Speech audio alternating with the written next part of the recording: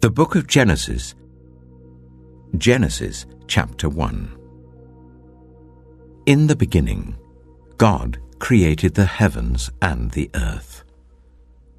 Now the earth was formless and empty. Darkness was over the surface of the deep, and the Spirit of God was hovering over the waters. And God said, "Let there be light." And there was light. God saw that the light was good, and he separated the light from the darkness. God called the light day, and the darkness he called night. And there was evening and there was morning, the first day. And God said, "Let there be a vault between the waters to separate water from water." So God made the vault and separated the water under the vault from the water above it, and it was so. God called the vault sky, and there was evening and there was morning, the second day. And God said, "Let the water under the sky be gathered to one place, and let dry ground appear." And it was so. God called the dry ground land, and the gathered waters he called seas. And God saw that it was good. Then God said, "Let the land produce vegetation, seed-bearing plants, and trees on the land that bear fruit with seed in it, according to their various kinds." And it was so. The land produced vegetation, plants bearing seed according to their kinds, and trees bearing fruit with seed in it according to their kinds. And God saw that it was good. And there was evening and there was morning, the third day.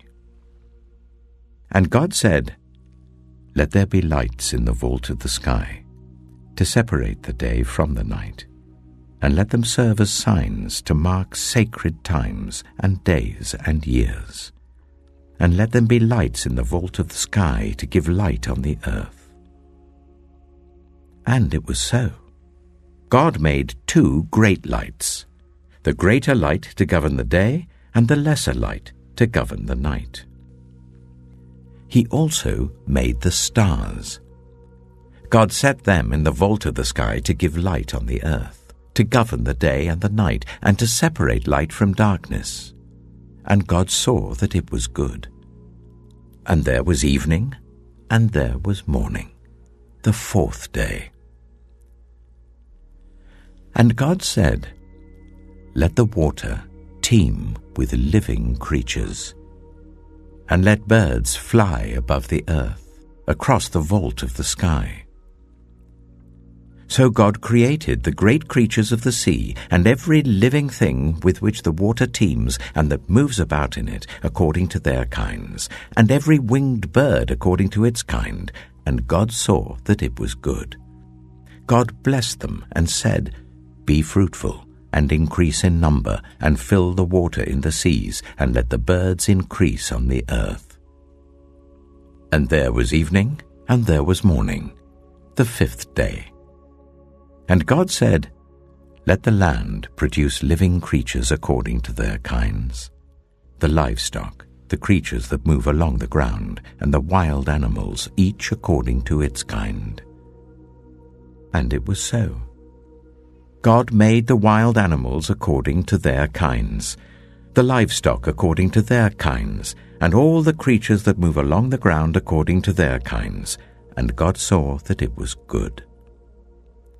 Then God said, "Let us make mankind in our image, in our likeness, so that they may rule over the fish in the sea and the birds in the sky, over the livestock and all the wild animals, and over all the creatures that move along the ground." So God created mankind in his own image. In the image of God he created them, male and female he created them. God blessed them and said to them, "Be fruitful and increase in number. Fill the earth and subdue it.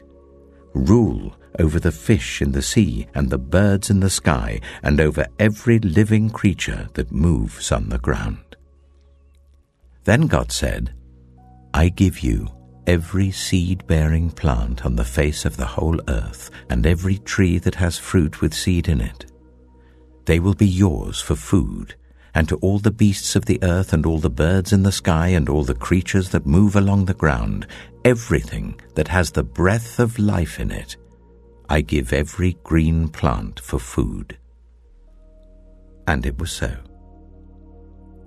God saw all that he had made, and it was very good. And there was evening and there was morning, the sixth day.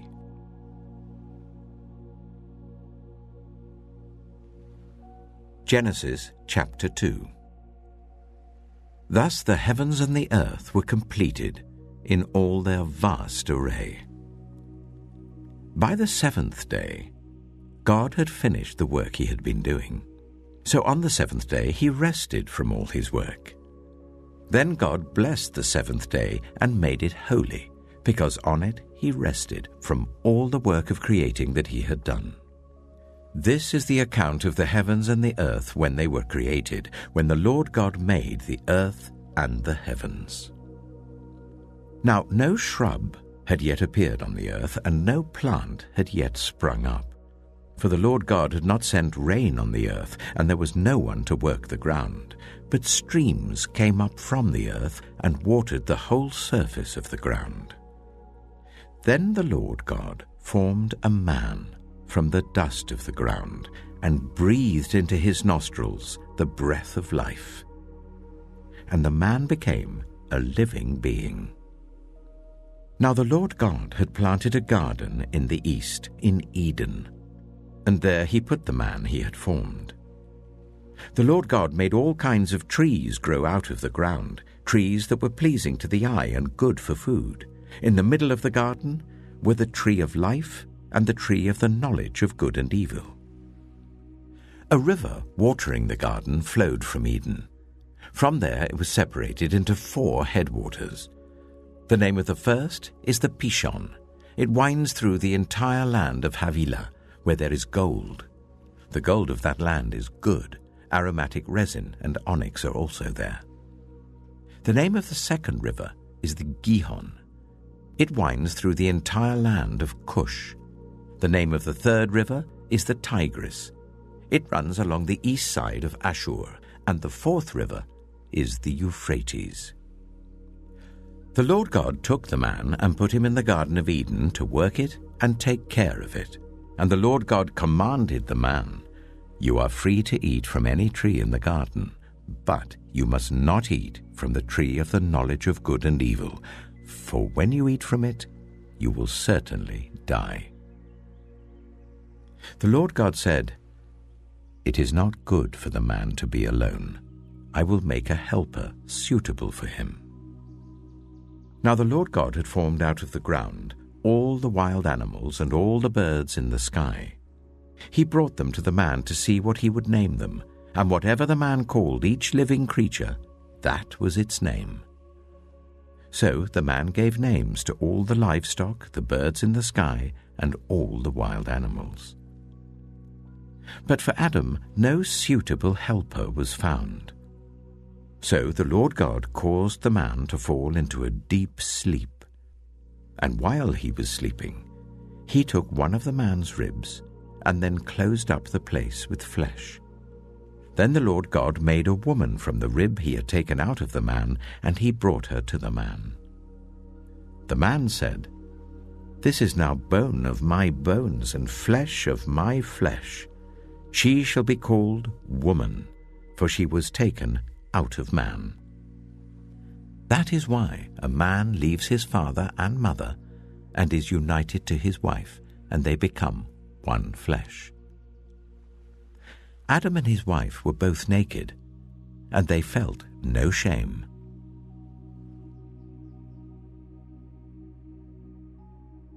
Genesis chapter 3. Now the snake was more crafty than any of the wild animals the Lord God had made. He said to the woman, Did God really say, 'You must not eat from any tree in the garden'?" The woman said to the snake, "We may eat fruit from the trees in the garden, but God did say, 'You must not eat fruit from the tree that is in the middle of the garden, and you must not touch it, or you will die.'" "You will not certainly die," the snake said to the woman, "for God knows that when you eat from it, your eyes will be opened, and you will be like God, knowing good and evil." When the woman saw that the fruit of the tree was good for food and pleasing to the eye, and also desirable for gaining wisdom, she took some and ate it. She also gave some to her husband who was with her, and he ate it. Then the eyes of both of them were opened, and they realized they were naked. So they sewed fig leaves together and made coverings for themselves. Then the man and his wife heard the sound of the Lord God as he was walking in the garden in the cool of the day, and they hid from the Lord God among the trees of the garden. But the Lord God called to the man, "Where are you?" He answered, "I heard you in the garden, and I was afraid because I was naked, so I hid." And he said, "Who told you that you were naked? Have you eaten from the tree that I commanded you not to eat from?" The man said, "The woman you put here with me, she gave me some fruit from the tree, and I ate it." Then the Lord God said to the woman, "What is this you have done?" The woman said, "The snake deceived me, and I ate." So the Lord God said to the snake, "Because you have done this, cursed are you above all livestock and all wild animals. You will crawl on your belly, and you will eat dust all the days of your life. And I will put enmity between you and the woman, and between your offspring and hers. He will crush your head, and you will strike his heel." To the woman he said, "I will make your pains in childbearing very severe. With painful labor you will give birth to children. Your desire will be for your husband, and he will rule over you." To Adam he said, "Because you listened to your wife, and ate fruit from the tree about which I commanded you, you must not eat from it. Cursed is the ground because of you. Through painful toil you will eat food from it all the days of your life. It will produce thorns and thistles for you, and you will eat the plants of the field. By the sweat of your brow you will eat your food, until you return to the ground, since from it you were taken. For dust you are, and to dust you will return." Adam named his wife Eve, because she would become the mother of all the living. The Lord God made garments of skin for Adam and his wife, and clothed them. And the Lord God said, "The man has now become like one of us, knowing good and evil. He must not be allowed to reach out his hand and take also from the tree of life and eat, and live forever." So the Lord God banished him from the Garden of Eden to work the ground from which he had been taken. After he drove the man out, he placed on the east side of the Garden of Eden cherubim and a flaming sword flashing back and forth to guard the way to the tree of life.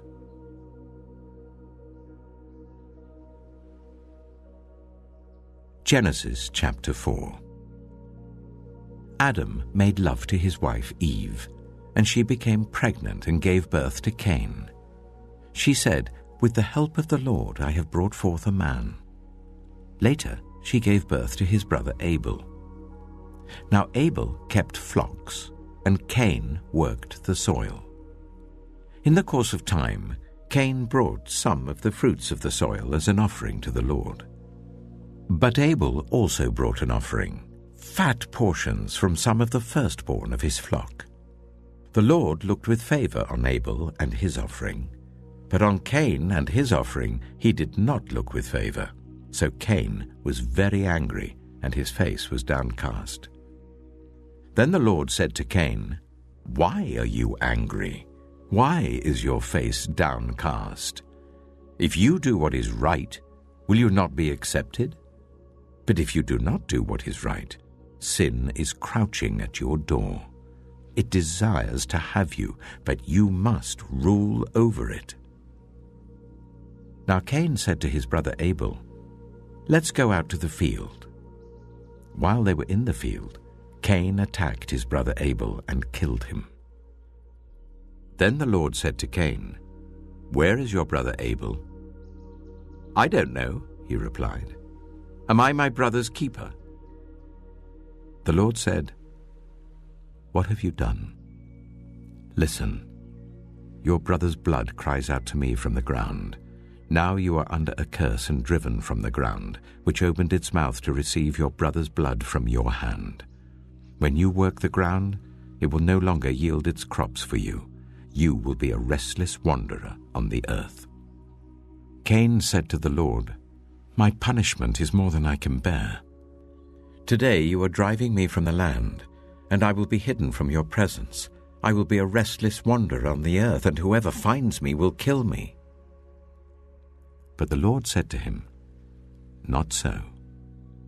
Anyone who kills Cain will suffer vengeance 7 times over." Then the Lord put a mark on Cain, so that no one who found him would kill him. So Cain went out from the Lord's presence and lived in the land of Nod, east of Eden. Cain made love to his wife, and she became pregnant and gave birth to Enoch. Cain was then building a city, and he named it after his son Enoch. To Enoch was born Irad, and Irad was the father of Mehujael, and Mehujael was the father of Methusael, and Methusael was the father of Lamech. Lamech married 2 women, one named Ada and the other Zillah. Ada gave birth to Jabal. He was the father of those who live in tents and raise livestock. His brother's name was Jubal. He was the father of all who play stringed instruments and pipes. Zillah also had a son, Tubal-Cain, who forged all kinds of tools out of bronze and iron. Tubal-Cain's sister was Naamah.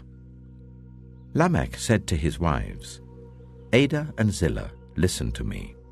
Wives of Lamech, hear my words. I have killed a man for wounding me, a young man for injuring me.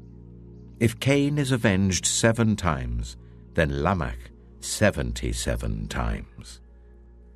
Adam made love to his wife again, and she gave birth to a son and named him Seth, saying, "God has granted me another child in place of Abel, since Cain killed him." Seth also had a son, and he named him Enosh. At that time, people began to call on the name of the Lord.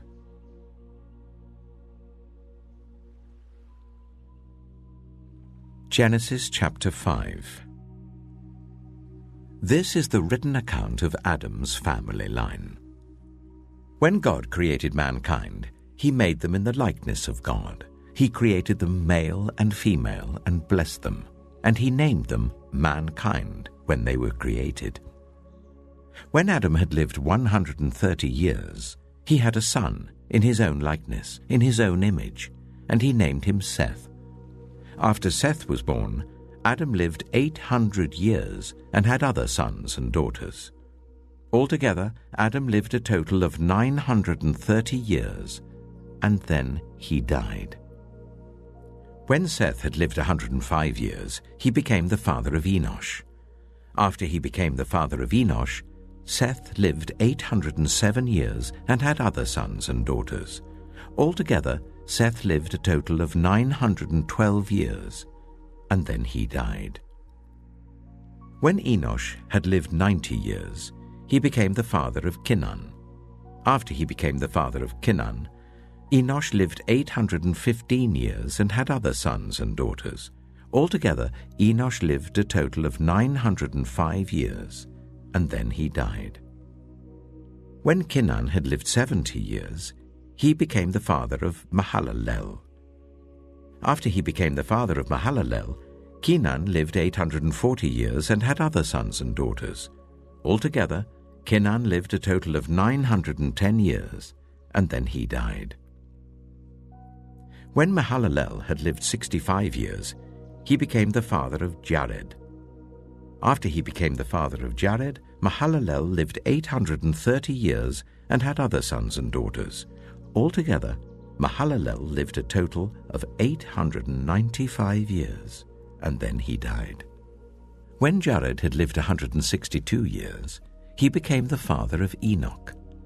After he became the father of Enoch, Jared lived 800 years and had other sons and daughters.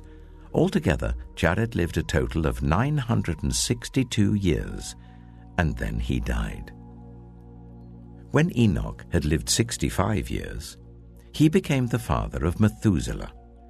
After he became the father of Methuselah, Enoch walked faithfully with God 300 years and had other sons and daughters.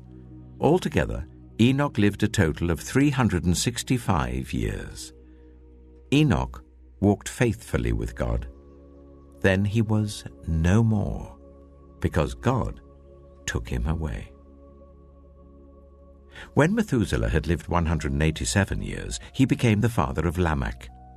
After he became the father of Lamech, Methuselah lived 782 years and had other sons and daughters. Altogether, Methuselah lived a total of 969 years, and then he died. When Lamech had lived 182 years, he had a son.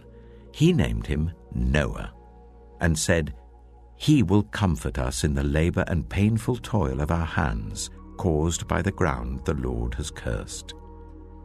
After Noah was born, Lamech lived 595 years and had other sons and daughters. Altogether, Lamech lived a total of 777 years, and then he died. After Noah was 500 years old, he became the father of Shem, Ham, and Japheth.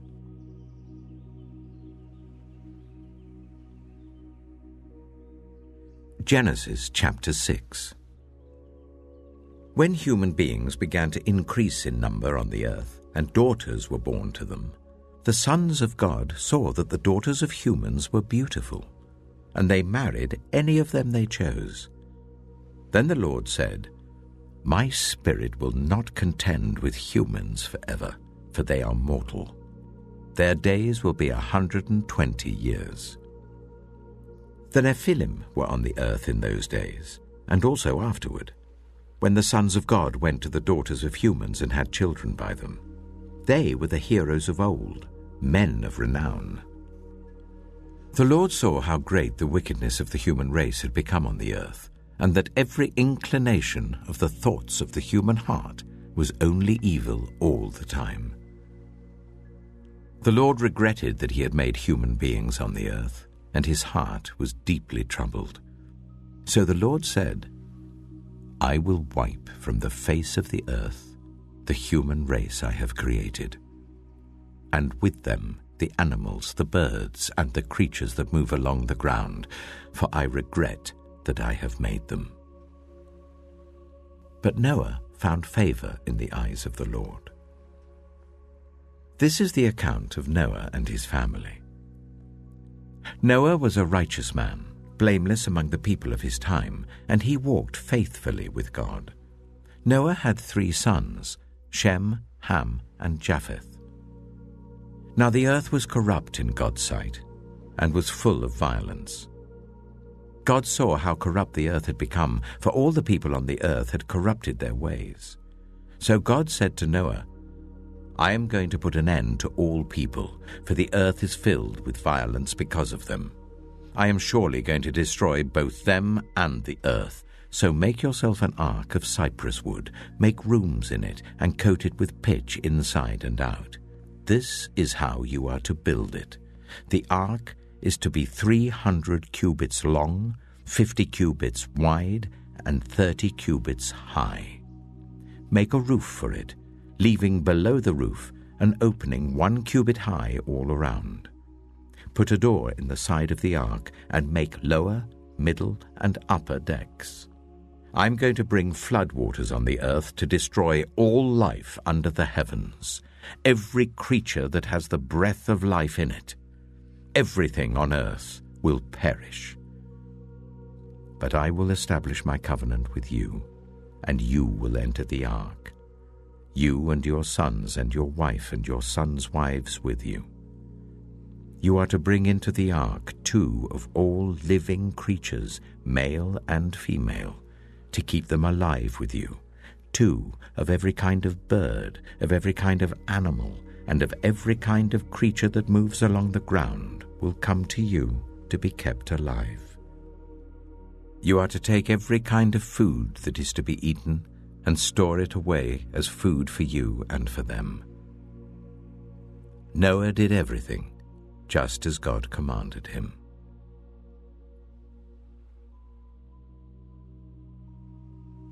Genesis chapter 7.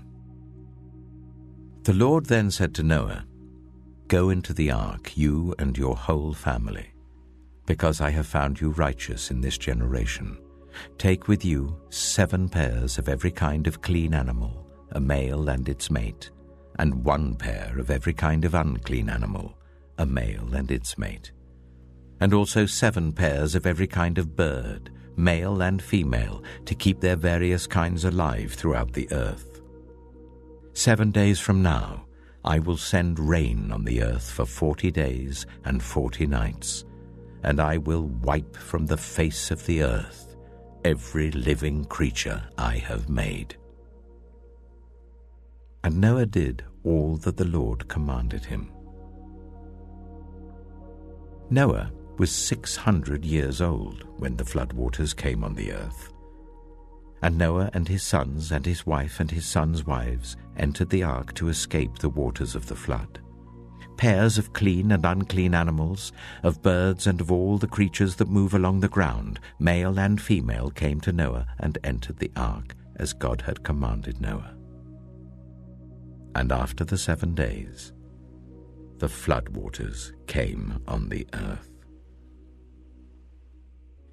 In the 600th year of Noah's life, on the 17th day of the 2nd month, on that day, all the springs of the great deep burst forth, and the floodgates of the heavens were opened, and rain fell on the earth 40 days and 40 nights.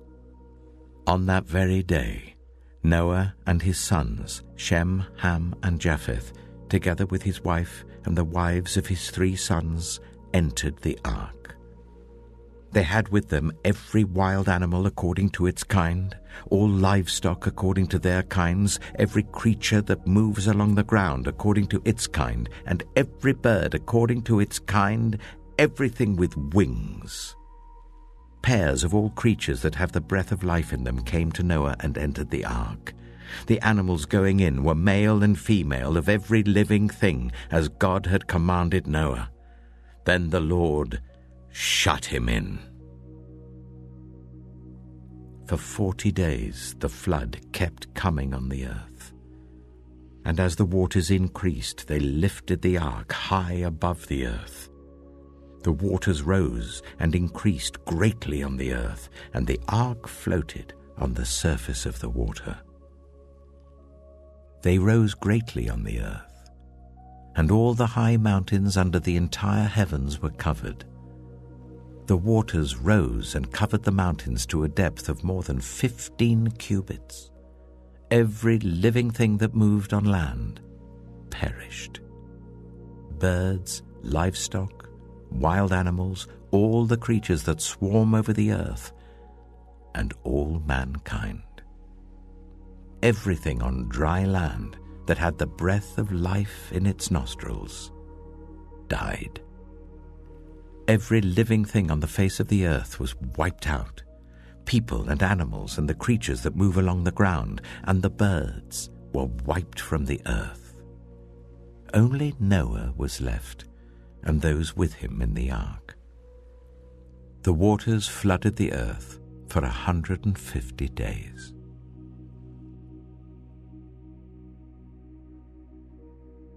Genesis chapter 8. But God remembered Noah and all the wild animals and the livestock that were with him in the ark. And he sent a wind over the earth, and the waters receded. Now the springs of the deep and the floodgates of the heavens had been closed, and the rain had stopped falling from the sky. The water receded steadily from the earth. At the end of the 150 days, the water had gone down. And on the 17th day of the 7th month, the ark came to rest on the mountains of Ararat. The waters continued to recede until the 10th month, and on the first day of the 10th month, the tops of the mountains became visible. After 40 days, Noah opened a window he had made in the ark and sent out a raven, and it kept flying back and forth until the water had dried up from the earth. Then he sent out a dove to see if the water had receded from the surface of the ground. But the dove could find nowhere to perch because there was water over all the surface of the earth. So it returned to Noah in the ark. He reached out his hand and took the dove and brought it back to himself in the ark. He waited 7 more days and again sent out the dove from the ark. When the dove returned to him in the evening, there in its beak was a freshly plucked olive leaf. Then Noah knew that the water had receded from the earth. He waited 7 more days and sent the dove out again, but this time it did not return to him. By the first day of the 1st month of Noah's 601st year, the water had dried up from the earth. Noah then removed the covering from the ark and saw that the surface of the ground was dry. By the 27th day of the 2nd month, the earth was completely dry.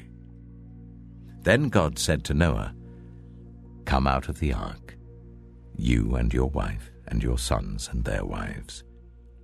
Bring out every kind of living creature that is with you, the birds, the animals, and all the creatures that move along the ground, so they can multiply on the earth and be fruitful and increase in number on it." So Noah came out, together with his sons and his wife and his sons' wives. All the animals and all the creatures that move along the ground and all the birds, everything that moves on land, came out of the ark, one kind after another. Then Noah built an altar to the Lord, and taking some of all the clean animals and clean birds, he sacrificed burnt offerings on it. The Lord smelled the pleasing aroma and said in his heart, "Never again will I curse the ground because of humans, even though every inclination of the human heart is evil from childhood. And never again will I destroy all living creatures as I have done.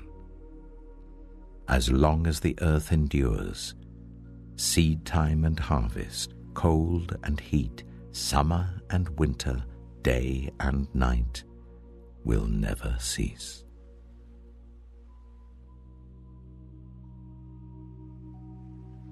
Genesis chapter 9. Then God blessed Noah and his sons, saying to them, "Be fruitful and increase in number and fill the earth. The fear and dread of you will fall on all the beasts of the earth and on all the birds in the sky, on every creature that moves along the ground and on all the fish in the sea. They are given into your hands. Everything that lives and moves about will be food for you. Just as I gave you the green plants, I now give you everything. But you must not eat meat that has its lifeblood still in it. And for your lifeblood I will surely demand an accounting.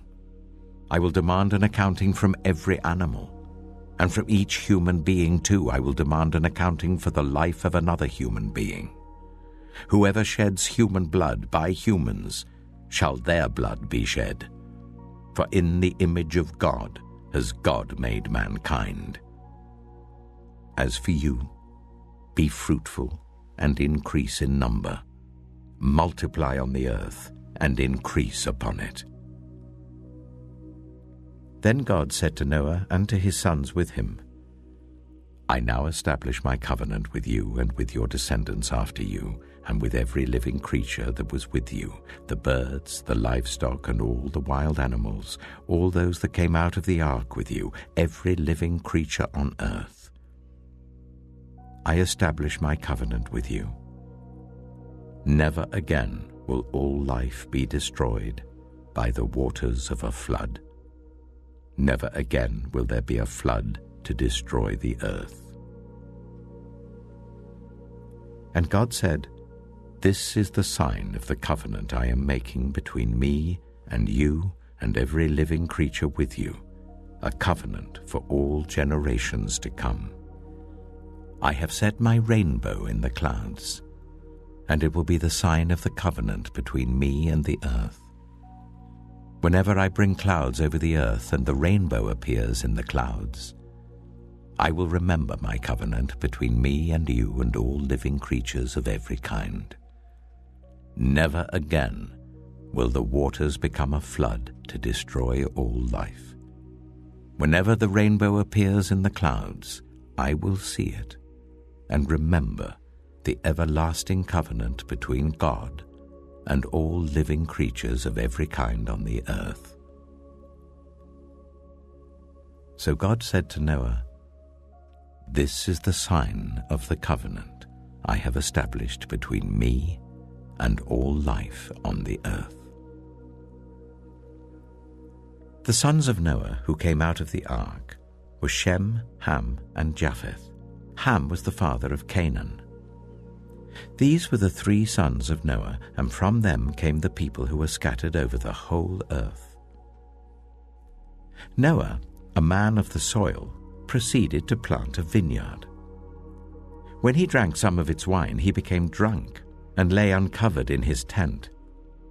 Ham, the father of Canaan, saw his father naked and told his 2 brothers outside. But Shem and Japheth took a garment and laid it across their shoulders. Then they walked in backward and covered their father's naked body. Their faces were turned the other way so that they would not see their father naked. When Noah awoke from his wine and found out what his youngest son had done to him, he said, "Cursed be Canaan. The lowest of slaves will he be to his brothers." He also said, "Praise be to the Lord, the God of Shem. May Canaan be the slave of Shem. May God extend Japheth's territory. May Japheth live in the tents of Shem, and may Canaan be the slave of Japheth." After the flood, Noah lived 350 years. Noah lived a total of 950 years, and then he died.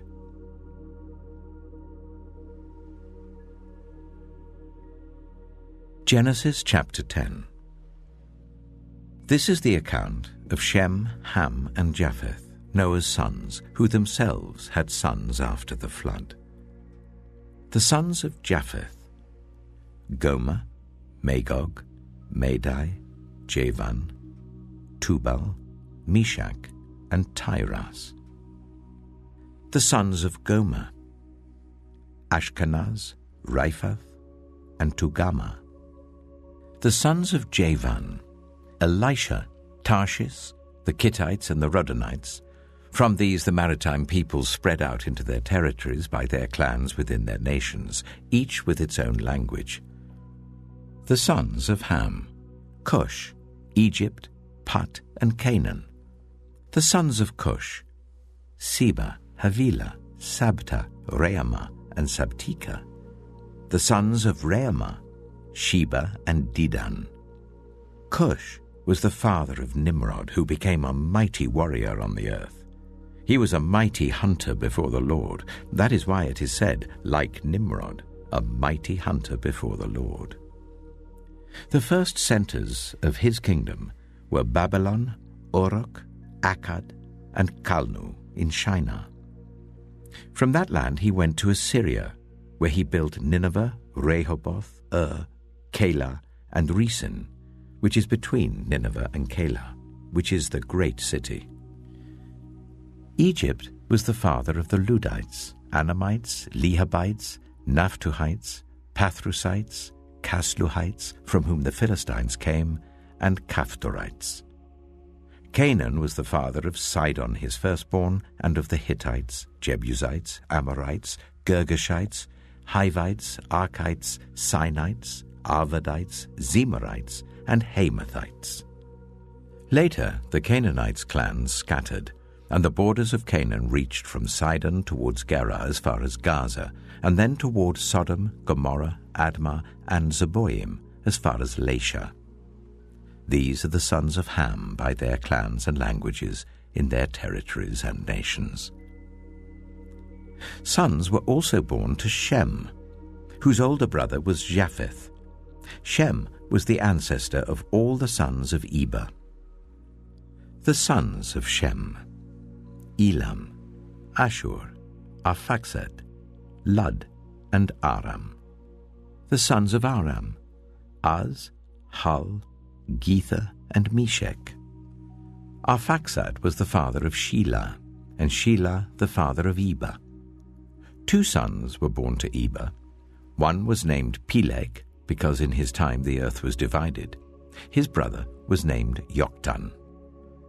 Joktan was the father of Almodad, Sheleph, Hazamepheth, Jirah, Hadoram, Uzal, Dilah, Obal, Abimeel, Sheba, Ophir, Havilah, and Jobab. All these were sons of Joktan. The region where they lived stretched from Mesha towards Sephah in the eastern hill country. These are the sons of Shem by their clans and languages, in their territories and nations. These are the clans of Noah's sons, according to their lines of descent within their nations. From these, the nations spread out over the earth after the flood.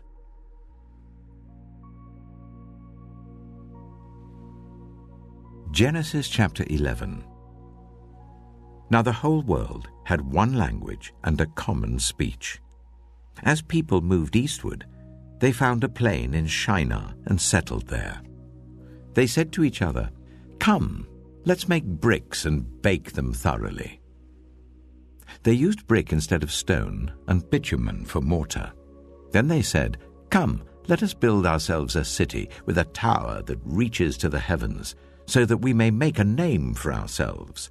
Otherwise we will be scattered over the face of the whole earth." But the Lord came down to see the city and the tower the people were building. The Lord said, "If as one people speaking the same language they have begun to do this, then nothing they plan to do will be impossible for them. Come, let us go down and confuse their language, so they will not understand each other." So the Lord scattered them from there over all the earth, and they stopped building the city. That is why it was called Babel, because there the Lord confused the language of the whole world. From there the Lord scattered them over the face of the whole earth. This is the account of Shem's family line. 2 years after the flood, when Shem was 100 years old, he became the father of Arphaxad. And after he became the father of Arphaxad, Shem lived 500 years and had other sons and daughters. When Arphaxad had lived 35 years, he became the father of Shelah. And after he became the father of Shelah, Arphaxad lived 403 years and had other sons and daughters. When Shelah had lived 30 years, he became the father of Eber. And after he became the father of Eber, Shelah lived 403 years and had other sons and daughters. When Eber had lived 34 years, he became the father of Peleg. And after he became the father of Peleg, Eber lived 430 years and had other sons and daughters. When Peleg had lived 30 years, he became the father of Reu. And after he became the father of Reu, Peleg lived 209 years and had other sons and daughters. When Reu had lived 32 years, he became the father of Serug. And after he became the father of Serug, Reu lived 207 years and had other sons and daughters. When Serug had lived 30 years, he became the father of Nahor. And after he became the father of Nahor, Serug lived 200 years and had other sons and daughters. When Nahor had lived 29 years, he became the father of Terah. And after he became the father of Terah, Nahor lived 119 years and had other sons and daughters. After Terah had lived 70 years, he became the father of Abram, Nahor, and Haran. This is the account of Terah's family line. Terah became the father of Abram, Nahor, and Haran became the father of Lot. While his father Terah was still alive, Haran died in Ur of the Chaldeans in the land of his birth. Abram and Nahor both married. The name of Abram's wife was Sarai, and the name of Nahor's wife was Milcah. She was the daughter of Haran, the father of both Milcah and Iscah. Now Sarai was childless because she was not able to conceive. Terah took his son Abram, his grandson Lot, son of Haran, and his daughter-in-law Sarai, the wife of his son Abram, and together they set out from Ur of the Chaldeans to go to Canaan. But when they came to Haran, they settled there. Terah lived 205 years, and he died in Haran.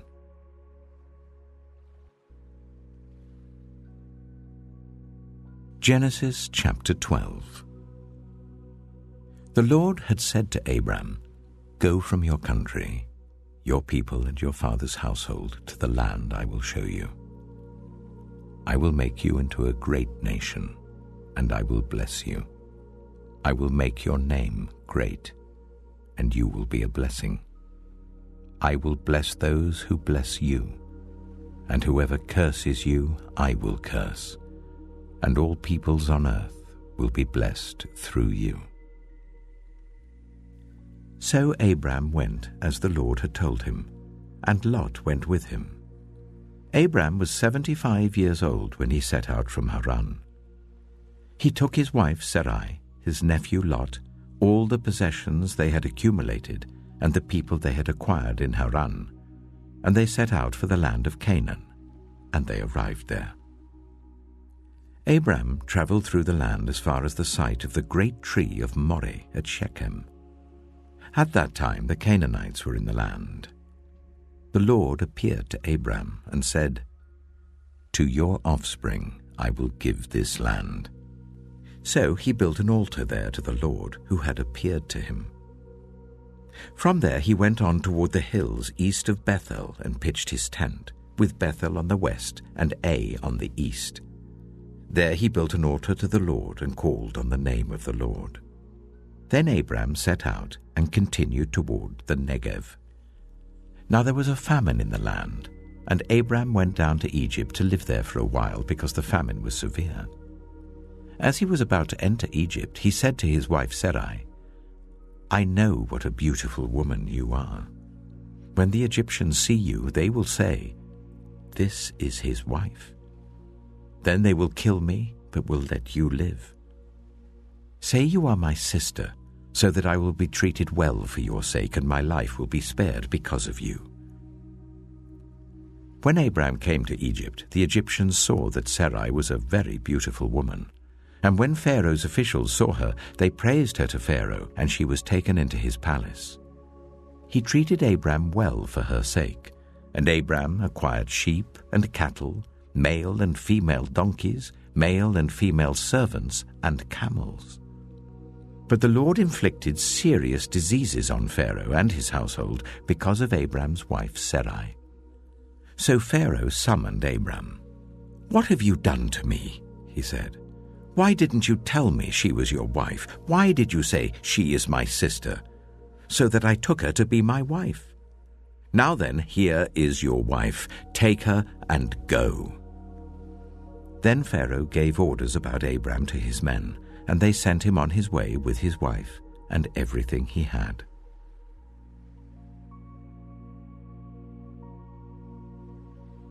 Genesis chapter 13. So Abram went up from Egypt to the Negev with his wife and everything he had, and Lot went with him. Abram had become very wealthy in livestock and in silver and gold. From the Negev he went from place to place until he came to Bethel. to the place between Bethel and Ai, where his tent had been earlier, and where he had first built an altar. There Abram called on the name of the Lord. Now Lot, who was moving about with Abram, also had flocks and herds and tents. But the land could not support them while they stayed together, for their possessions were so great that they were not able to stay together. And quarreling arose between Abram's herdsmen and Lot's. The Canaanites and Perizzites were also living in the land at that time. So Abram said to Lot, "Let's not have any quarreling between you and me and between your herdsmen and mine, for we are close relatives. Is not the whole land before you? Let's part company. If you go to the left, I'll go to the right. If you go to the right, I'll go to the left." Lot looked around and saw that the whole plain of the Jordan towards Zoar was well watered, like the garden of the Lord, like the land of Egypt. This was before the Lord destroyed Sodom and Gomorrah. So Lot chose for himself the whole plain of the Jordan and set out toward the east. The two men parted company. Abram lived in the land of Canaan, while Lot lived among the cities of the plain and pitched his tents near Sodom. Now the people of Sodom were wicked and were sinning greatly against the Lord. The Lord said to Abram after Lot had parted from him, "Look around from where you are to the north and south, to the east and west. All the land that you see, I will give to you and your offspring forever. I will make your offspring like the dust of the earth, so that if anyone could count the dust, then your offspring could be counted. Go, walk through the length and breadth of the land, for I am giving it to you." So Abram went to live near the great trees of Mamre at Hebron, where he pitched his tents. There he built an altar to the Lord.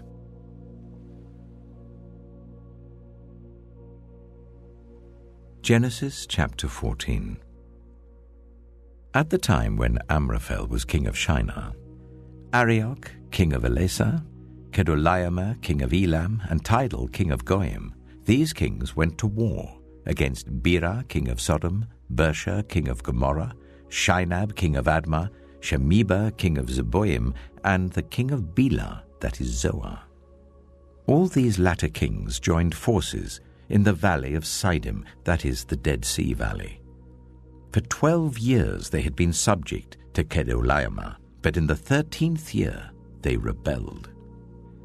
In the 14th year, Kedorlaomer and the kings allied with him went out and defeated the Rephaites in Ashtaroth-Karnaim, the Zuzites in Ham, the Emites in Sheva, Kiriathaim, and the Horites in the hill country of Seir as far as El-Paran, near the desert. Then they turned back and went to En-Mishvat, that is Kadesh, and they conquered the whole territory of the Amalekites as well as the Amorites who were living in Hazazon-Tamar.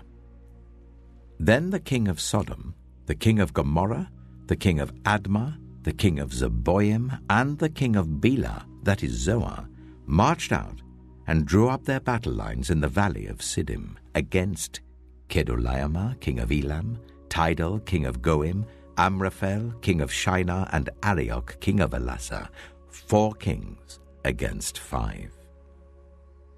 Now the valley of Siddim was full of tar pits, and when the kings of Sodom and Gomorrah fled, some of the men fell into them, and the rest fled to the hills. The 4 kings seized all the goods of Sodom and Gomorrah and all their food. Then they went away. They also carried off Abram's nephew, Lot, and his possessions, since he was living in Sodom. A man who had escaped came and reported this to Abram the Hebrew. Now Abram was living near the great trees of Mamre the Amorite, a brother of Eshcol and Ane, all of whom were allied with Abram. When Abram heard that his relative had been taken captive, he called out 318 trained men born in his household and went in pursuit as far as Dan.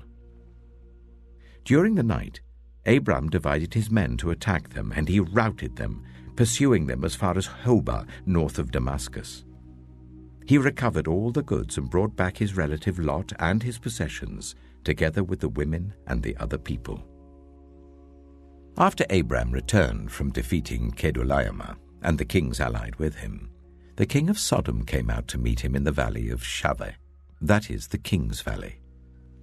Then Melchizedek, king of Salem, brought out bread and wine. He was priest of God Most High, and he blessed Abram, saying, "Blessed be Abram by God Most High, creator of heaven and earth, and praise be to God Most High, who delivered your enemies into your hand." Then Abram gave him 1/10 of everything. The king of Sodom said to Abram, "Give me the people and keep the goods for yourself." But Abram said to the king of Sodom, "With raised hand I have sworn an oath to the Lord, God Most High, creator of heaven and earth, that I will accept nothing belonging to you, not even a thread or the strap of a sandal, so that you will never be able to say, 'I made Abram rich.' I will accept nothing but what my men have eaten and the share that belongs to the men who went with me, to Ane, Eshcol, and Mamre. Let them have their share."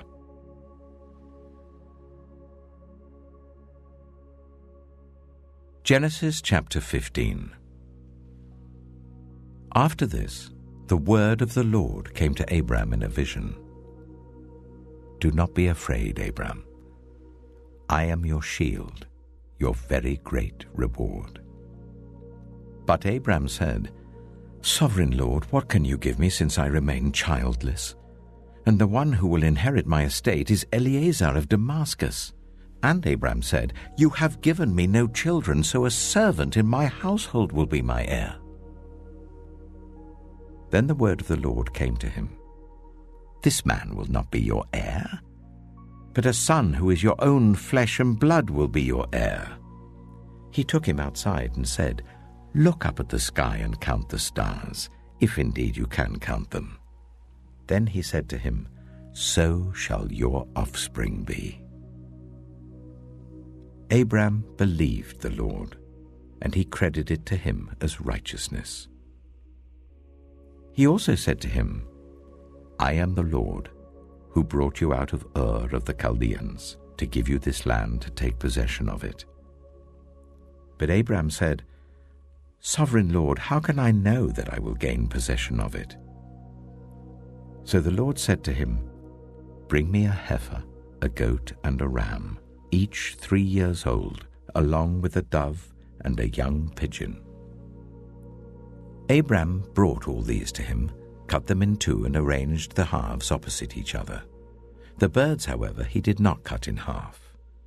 Then birds of prey came down on the carcasses, but Adam drove them away. As the sun was setting, Abram fell into a deep sleep, and a thick and dreadful darkness came over him. Then the Lord said to him, "Know for certain that for 400 years your descendants will be strangers in a country not their own, and that they will be enslaved and ill-treated there. But I will punish the nation they serve as slaves, and afterward they will come out with great possessions. You, however, will go to your ancestors in peace and be buried at a good old age. In the 4th generation, your descendants will come back here, for the sin of the Amorites has not yet reached its full measure." When the sun had set and darkness had fallen, a smoking brazier with a blazing torch appeared and passed between the pieces. On that day the Lord made a covenant with Abram and said, "To your descendants I give this land, from the Wadi of Egypt to the great river, the Euphrates, the land of the Kenites, Kenizzites, Kadmonites, Hittites, Perizzites, Rephaites, Amorites, Canaanites, Girgashites, and Jebusites."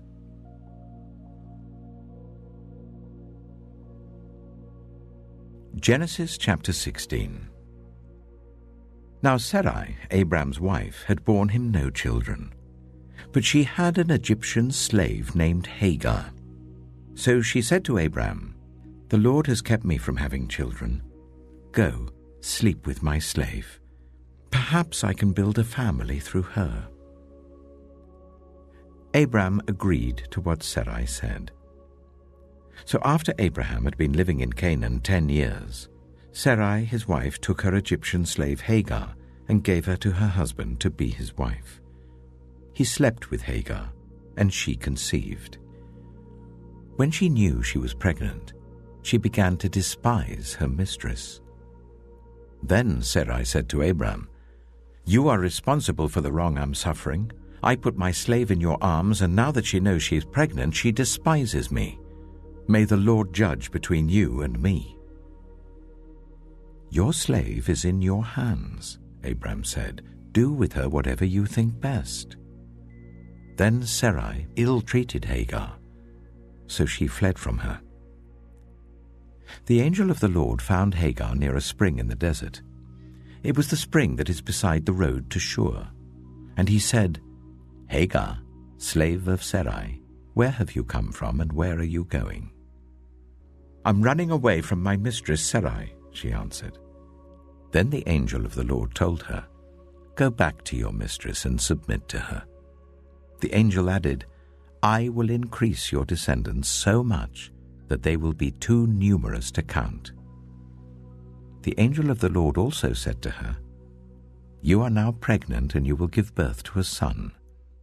You shall name him Ishmael, for the Lord has heard of your misery. He will be a wild donkey of a man. His hand will be against everyone and everyone's hand against him, and he will live in hostility towards all his brothers." She gave this name to the Lord who spoke to her, "You are the God who sees me." For she said, "I have now seen the one who sees me." That is why the well was called Beer Lahairoi. It is still there between Kadesh and Bered. So Hagar bore Abram a son, and Abram gave the name Ishmael to the son she had born. Abram was 86 years old when Hagar bore him Ishmael.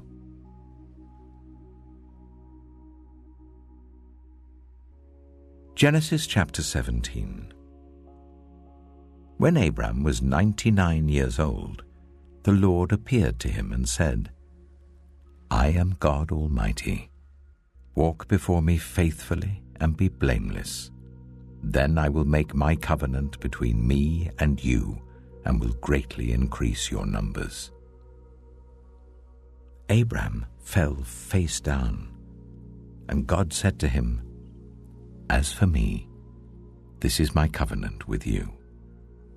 You will be the father of many nations. No longer will you be called Abram. Your name will be Abraham.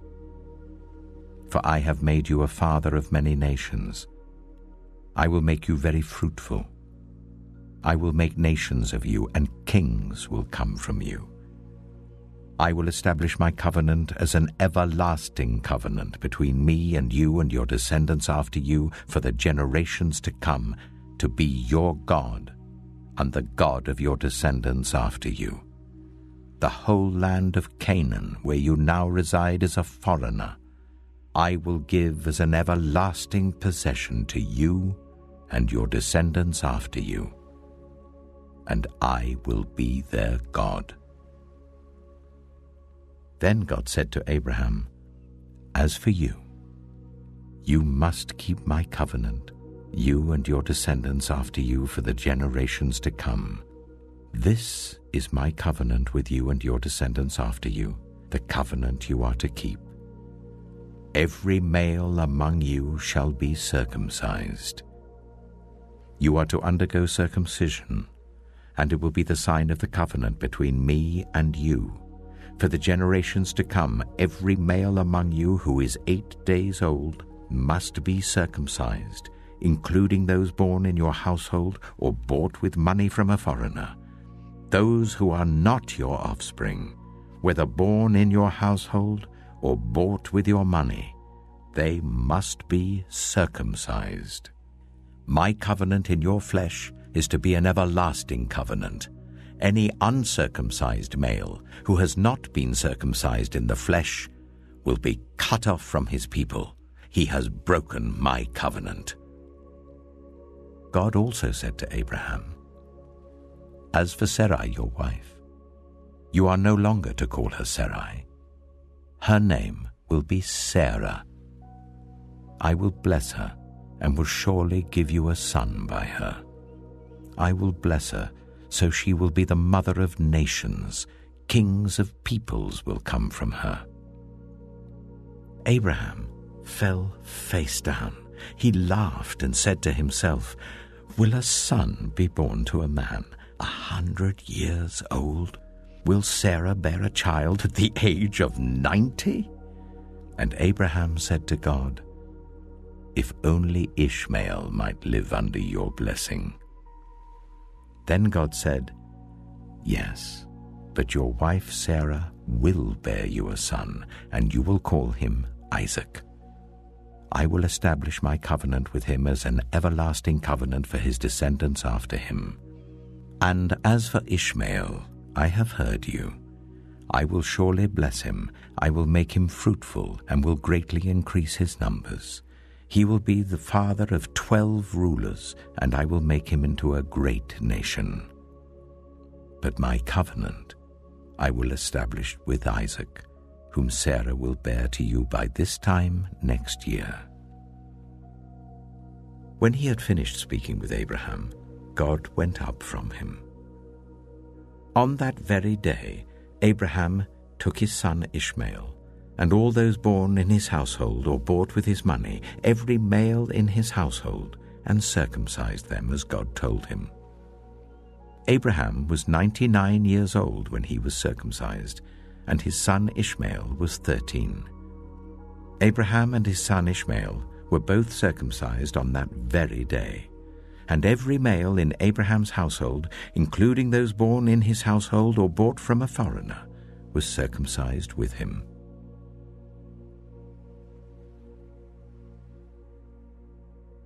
Genesis chapter 18. The Lord appeared to Abraham near the great trees of Mamre, while he was sitting at the entrance to his tent in the heat of the day. Abraham looked up and saw 3 men standing nearby. When he saw them, he hurried from the entrance of his tent to meet them and bowed low to the ground. He said, "If I have found favor in your eyes, my Lord, do not pass your servant by. Let a little water be brought, and then you may all wash your feet and rest under this tree. Let me get you something to eat, so you can be refreshed and then go on your way, now that you have come to your servant." "Very well," they answered. "Do as you say." So Abraham hurried into the tent to Sarah. "Quick," he said, "get 3 seahs of the finest flour and knead it and bake some bread." Then he ran to the herd and selected a choice, tender calf and gave it to a servant who hurried to prepare it. He then brought some curds and milk and the calf that had been prepared and set these before them. While they ate, he stood near them under a tree. "Where is your wife Sarah?" they asked him. "There in the tent," he said. Then one of them said, "I will surely return to you about this time next year, and Sarah your wife will have a son." Now Sarah was listening at the entrance to the tent, which was behind him. Abraham and Sarah were already very old, and Sarah was past the age of childbearing. So Sarah laughed to herself as she thought, "After I'm worn out and my Lord is old, will I now have this pleasure?" Then the Lord said to Abraham, "Why did Sarah laugh and say, 'Will I really have a child now that I am old?' Is anything too hard for the Lord? I will return to you at the appointed time next year, and Sarah will have a son." Sarah was afraid, so she lied and said, "I did not laugh." But he said, "Yes, you did laugh." When the men got up to leave, they looked down toward Sodom, and Abraham walked along with them to see them on their way. Then the Lord said, shall I hide from Abraham what I am about to do? Abraham will surely become a great and powerful nation, and all nations on earth will be blessed through him. For I have chosen him so that he will direct his children and his household after him, to keep the way of the Lord by doing what is right and just, so that the Lord will bring about for Abraham what he has promised him." Then the Lord said, "The outcry against Sodom and Gomorrah is so great, and their sin so grievous, that I will go down and see if what they have done is as bad as the outcry that has reached me. If not, I will know." The men turned away and went toward Sodom, but Abraham remained standing before the Lord. Then Abraham approached him and said, "Will you sweep away the righteous with the wicked? What if there are 50 righteous people in the city? Will you really sweep it away and not spare the place for the sake of the 50 righteous people in it? Far be it from you to do such a thing, to kill the righteous with the wicked, treating the righteous and the wicked alike? Far be it from you. Will not the judge of all the earth do right?" The Lord said, "If I find 50 righteous people in the city of Sodom, I will spare the whole place for their sake." Then Abraham spoke up again, "Now that I have been so bold as to speak to the Lord, though I am nothing but dust and ashes, what if the number of the righteous is 5 less than 50? Will you destroy the whole city for lack of 5 people?" "If I find 45 there," he said, "I will not destroy it." Once again he spoke to him, "What if only 40 are found there?" He said, "For the sake of 40, I will not do it." Then he said, "May the Lord not be angry, but let me speak. What if only 30 can be found there?" He answered, "I will not do it if I find 30 there." Abraham said, "Now that I have been so bold as to speak to the Lord, what if only 20 can be found there?" He said, "For the sake of 20, I will not destroy it." Then he said, "May the Lord not be angry, but let me speak just once more. What if only 10 can be found there?" He answered, "For the sake of 10, I will not destroy it." When the Lord had finished speaking with Abraham, he left, and Abraham returned home.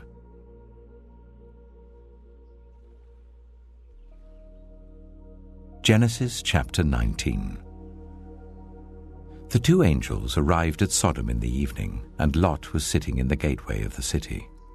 When he saw them, he got up to meet them and bowed down with his face to the ground. "My lords," he said, "please turn aside to your servant's house. You can wash your feet and spend the night and then go on your way early in the morning." "No," they answered, "we will spend the night in the square." But he insisted so strongly that they did go with him and entered his house. He prepared a meal for them, baking bread without yeast, and they ate. Before they had gone to bed, all the men from every part of the city of Sodom, both young and old, surrounded the house. They called to Lot, "Where are the men who came to you tonight? Bring them out to us, so that we can have sex with them." Lot went outside to meet them and shut the door behind him and said, "No, my friends, don't do this wicked thing. Look, I have 2 daughters who have never slept with a man. Let me bring them out to you, and you can do what you like with them, but don't do anything to these men, for they have come under the protection of my roof."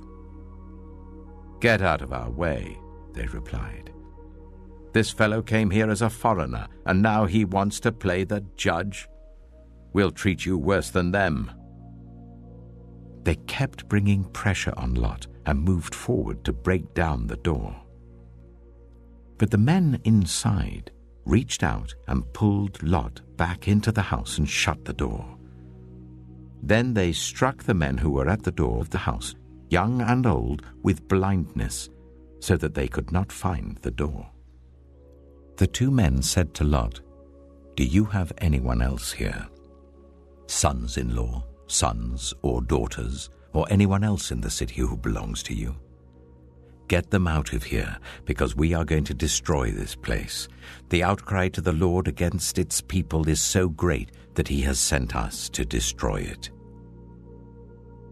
So Lot went out and spoke to his sons-in-law who were pledged to marry his daughters. He said, "Hurry and get out of this place, because the Lord is about to destroy the city." But his sons-in-law thought he was joking. With the coming of dawn, the angels urged Lot, saying, "Hurry! Take your wife and your 2 daughters who are here, or you will be swept away when the city is punished." When he hesitated, the men grasped his hand and the hands of his wife and of his 2 daughters and led them safely out of the city, for the Lord was merciful to them. As soon as they had brought them out, one of them said, "Flee for your lives. Don't look back. And don't stop anywhere in the plain. Flee to the mountains, or you will be swept away." But Lot said to them, "No, my lords, please. Your servant has found favor in your eyes, and you have shown great kindness to me in sparing my life, but I can't flee to the mountains. This disaster will overtake me, and I'll die. Look, here is a town near enough to run to, and it is small. Let me flee to it. It is very small, isn't it? Then my life will be spared." He said to him, "Very well. I will grant this request too. I will not overthrow the town you speak of, but flee there quickly, because I cannot do anything until you reach it." That is why the town was called Zoar. By the time Lot reached Zoar, the sun had risen over the land. Then the Lord rained down burning sulfur on Sodom and Gomorrah, from the Lord out of the heavens. Thus he overthrew those cities and the entire plain, destroying all those living in the cities and also the vegetation in the land. But Lot's wife looked back, and she became a pillar of salt. Early the next morning, Abraham got up and returned to the place where he had stood before the Lord. He looked down toward Sodom and Gomorrah, toward all the land of the plain, and he saw dense smoke rising from the land like smoke from a furnace. So when God destroyed the cities of the plain, he remembered Abraham, and he brought Lot out of the catastrophe that overthrew the cities where Lot had lived. Lot and his 2 daughters left Zoar and settled in the mountains, for he was afraid to stay in Zoar. He and his 2 daughters lived in a cave. One day, the older daughter said to the younger, "Our father is old, and there is no man around here to give us children, as is the custom all over the earth. Let's get our father to drink wine, and then sleep with him and preserve our family line through our father." That night, they got their father to drink wine, and the older daughter went in and slept with him. He was not aware of it when she laid down or when she got up. The next day, the older daughter said to the younger, "Last night I slept with my father. Let's get him to drink wine again tonight, and you go in and sleep with him, so we can preserve our family line through our father." So they got their father to drink wine that night also, and the younger daughter went in and slept with him.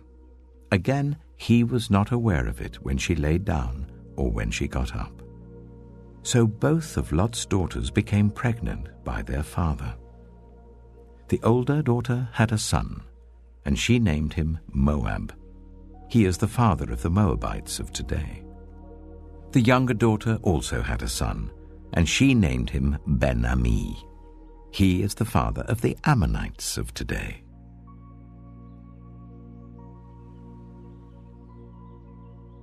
Genesis chapter 20.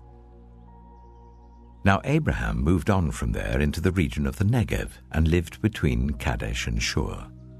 For a while he stayed in Gerar, and there Abraham said of his wife Sarah, "She is my sister." Then Abimelech, king of Gerar, sent for Sarah and took her. But God came to Abimelech in a dream one night and said to him, "You are as good as dead because of the woman you have taken. She is a married woman." Now Abimelech had not gone near her, so he said, "Lord, will you destroy an innocent nation? Did he not say to me, 'She is my sister'? And didn't she also say, 'He is my brother'? I've done this with a clear conscience and clean hands." Then God said to him in the dream, "Yes, I know you did this with a clear conscience, and so I have kept you from sinning against me. That is why I did not let you touch her. Now return the man's wife, for he is a prophet, and he will pray for you, and you will live. But if you do not return her, you may be sure that you and all who belong to you will die." Early the next morning, Abimelech summoned all his officials, and when he told them all that had happened, they were very much afraid. Then Abimelech called Abraham in and said, "What have you done to us? How have I wronged you that you have brought such guilt upon me and my kingdom? You have done things to me that should never be done." And Abimelech asked Abraham, "What was your reason for doing this?" Abraham replied, "I said to myself, 'There is surely no fear of God in this place, and they will kill me because of my wife. Besides, she really is my sister, the daughter of my father, though not of my mother, and she became my wife. And when God caused me to wander from my father's household, I said to her, "This is how you can show your love to me. Everywhere we go, say of me, 'He is my brother.'" Then Abimelech brought sheep and cattle and male and female slaves and gave them to Abraham, and he returned Sarah, his wife, to him. And Abimelech said, "My land is before you. Live wherever you like."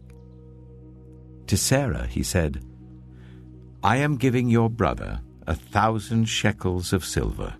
This is to cover the offense against you before all who are with you. You are completely vindicated." Then Abraham prayed to God, and God healed Abimelech, his wife, and his female slaves, so they could have children again. For the Lord had kept all the women in Abimelech's household from conceiving because of Abraham's wife Sarah.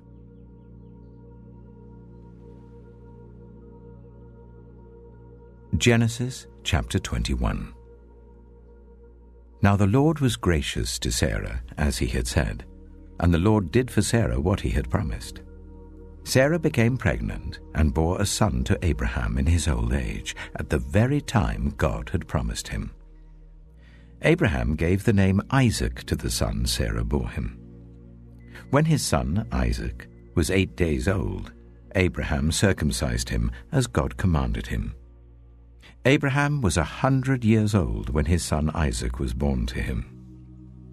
Sarah said, "God has brought me laughter, and everyone who hears about this will laugh with me." And she added, "Who would have said to Abraham that Sarah would nurse children? Yet I have borne him a son in his old age." The child grew and was weaned, and on the day Isaac was weaned, Abraham held a great feast. But Sarah saw that the son whom Hagar the Egyptian had borne to Abraham was mocking, and she said to Abraham, "Get rid of that slave woman and her son, for that woman's son will never share in the inheritance with my son Isaac." The matter distressed Abraham greatly because it concerned his son. But God said to him, "Do not be so distressed about the boy and your slave woman. Listen to whatever Sarah tells you, because it is through Isaac that your offspring will be reckoned. I will make the son of the slave into a nation also, because he is your offspring." Early the next morning, Abraham took some food and a skin of water and gave them to Hagar. He set them on her shoulders and then sent her off with the boy. She went on her way and wandered in the desert of Beersheba. When the water in the skin was gone, she put the boy under one of the bushes. Then she went off and sat down about a bow shot away, for she thought, I cannot watch the boy die." And as she sat there, she began to sob. God heard the boy crying, and the angel of God called to Hagar from heaven and said to her, "What is the matter, Hagar? Do not be afraid. God has heard the boy crying as he lies there. Lift the boy up and take him by the hand, for I will make him into a great nation." Then God opened her eyes, and she saw a well of water. So she went and filled the skin with water and gave the boy a drink. God was with the boy as he grew up. He lived in the desert and became an archer. While he was living in the desert of Paran, his mother got a wife for him from Egypt. At that time, Abimelech and Phicol, the commander of his forces, said to Abraham, "God is with you in everything you do. Now swear to me here before God that you will not deal falsely with me or my children or my descendants. Show to me and the country where you now reside as a foreigner the same kindness I have shown to you." Abraham said, "I swear it." Then Abraham complained to Abimelech about a well of water that Abimelech's servants had seized. But Abimelech said, "I don't know who has done this. You did not tell me, and I heard about it only today." So Abraham brought sheep and cattle and gave them to Abimelech, and the two men made a treaty. Abraham set apart 7 ewe lambs from the flock, and Abimelech asked Abraham, "What is the meaning of these 7 ewe lambs you have set apart by themselves?" He replied, "Accept these 7 lambs from my hand as a witness that I dug this well." So that place was called Beersheba, because the 2 men swore an oath there. After the treaty had been made at Beersheba, Abimelech and Phicol, the commander of his forces, returned to the land of the Philistines. Abraham planted a tamarisk tree in Beersheba, and there he called on the name of the Lord, the eternal God. And Abraham stayed in the land of the Philistines for a long time.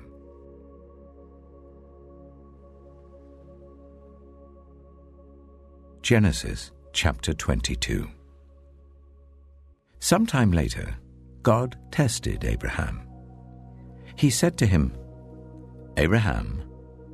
"Here I am," he replied. Then God said, "Take your son, your only son, whom you love, Isaac, and go to the region of Moriah. Sacrifice him there as a burnt offering on a mountain I will show you." Early the next morning, Abraham got up and loaded his donkey. He took with him 2 of his servants and his son Isaac. When he had cut enough wood for the burnt offering, he set out for the place God had told him about. On the 3rd day, Abraham looked up and saw the place in the distance. He said to his servants, "Stay here with the donkey while I and the boy go over there. We will worship and then we will come back to you." Abraham took the wood for the burnt offering and placed it on his son Isaac, and he himself carried the fire and the knife. As the 2 of them went on together, Isaac spoke up and said to his father Abraham, "Father?" "Yes, my son," Abraham replied. "The fire and wood are here," Isaac said. "But where is the lamb for the burnt offering?" Abraham answered, "God himself will provide the lamb for the burnt offering, my son." And the 2 of them went on together. When they reached the place God had told him about, Abraham built an altar there and arranged the wood on it. He bound his son Isaac and laid him on the altar on top of the wood. Then he reached out his hand and took the knife to slay his son. But the angel of the Lord called out to him from heaven, "Abraham! Abraham!" "Here I am," he replied. "Do not lay a hand on the boy," he said. "Do not do anything to him. Now I know that you fear God, because you have not withheld from me your son, your only son." Abraham looked up, and there in the thicket he saw a ram caught by its horns. He went over and took the ram and sacrificed it as a burnt offering instead of his son. So Abraham called that place, "The Lord will provide," and to this day it is said, "On the mountain of the Lord it will be provided." The angel of the Lord called to Abraham from heaven a second time and said, "I swear by myself, declares the Lord, that because you have done this and have not withheld your son, your only son, I will surely bless you and make your descendants as numerous as the stars in the sky and as the sand on the seashore. Your descendants will take possession of the cities of their enemies, and through your offspring all nations on earth will be blessed, because you have obeyed me." Then Abraham returned to his servants, and they set off together for Beersheba. And Abraham stayed in Beersheba. Sometime later, Abraham was told, "Milcah is also a mother. She has borne sons to your brother Nahor. Uz the firstborn, Buz his brother, Kemuel the father of Aram, Kesed, Hazo, Pildash, Jiplaph, and Bethuel. Bethuel became the father of Rebekah. Milcah bore these 8 sons to Abraham's brother Nahor. His concubine, whose name was Rumah, also had sons, Tebah, Gaham, Tahash, and Maacah.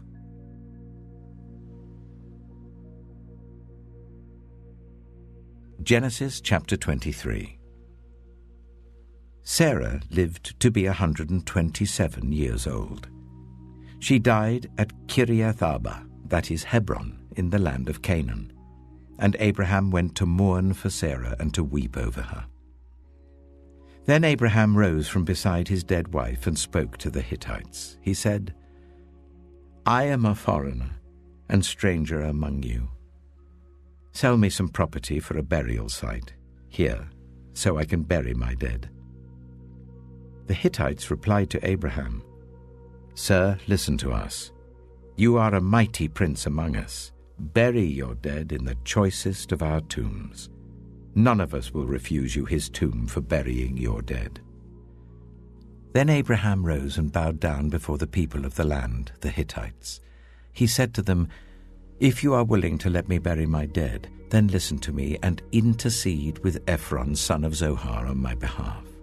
So he will sell me the cave of Machpelah, which belongs to him and is at the end of his field. Ask him to sell it to me for the full price as a burial site among you." Ephron the Hittite was sitting among his people, and he replied to Abraham in the hearing of all the Hittites who had come to the gate of his city. "No, my lord," he said, "listen to me.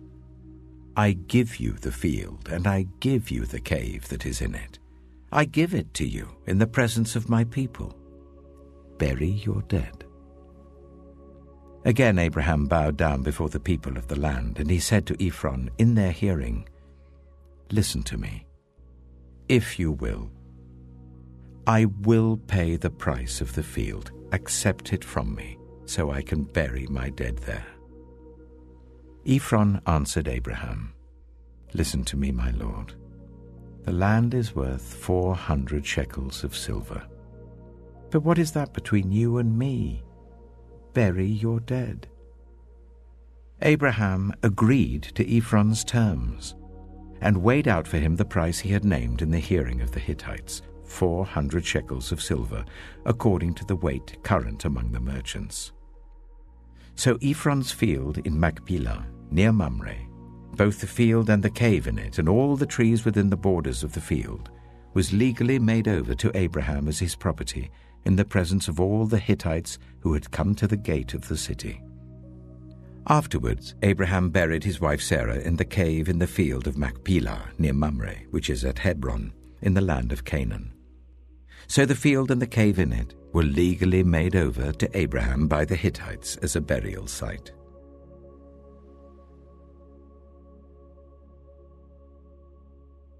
Genesis chapter 24. Abraham was now very old, and the Lord had blessed him in every way. He said to the senior servant in his household, the one in charge of all that he had, "Put your hand under my thigh.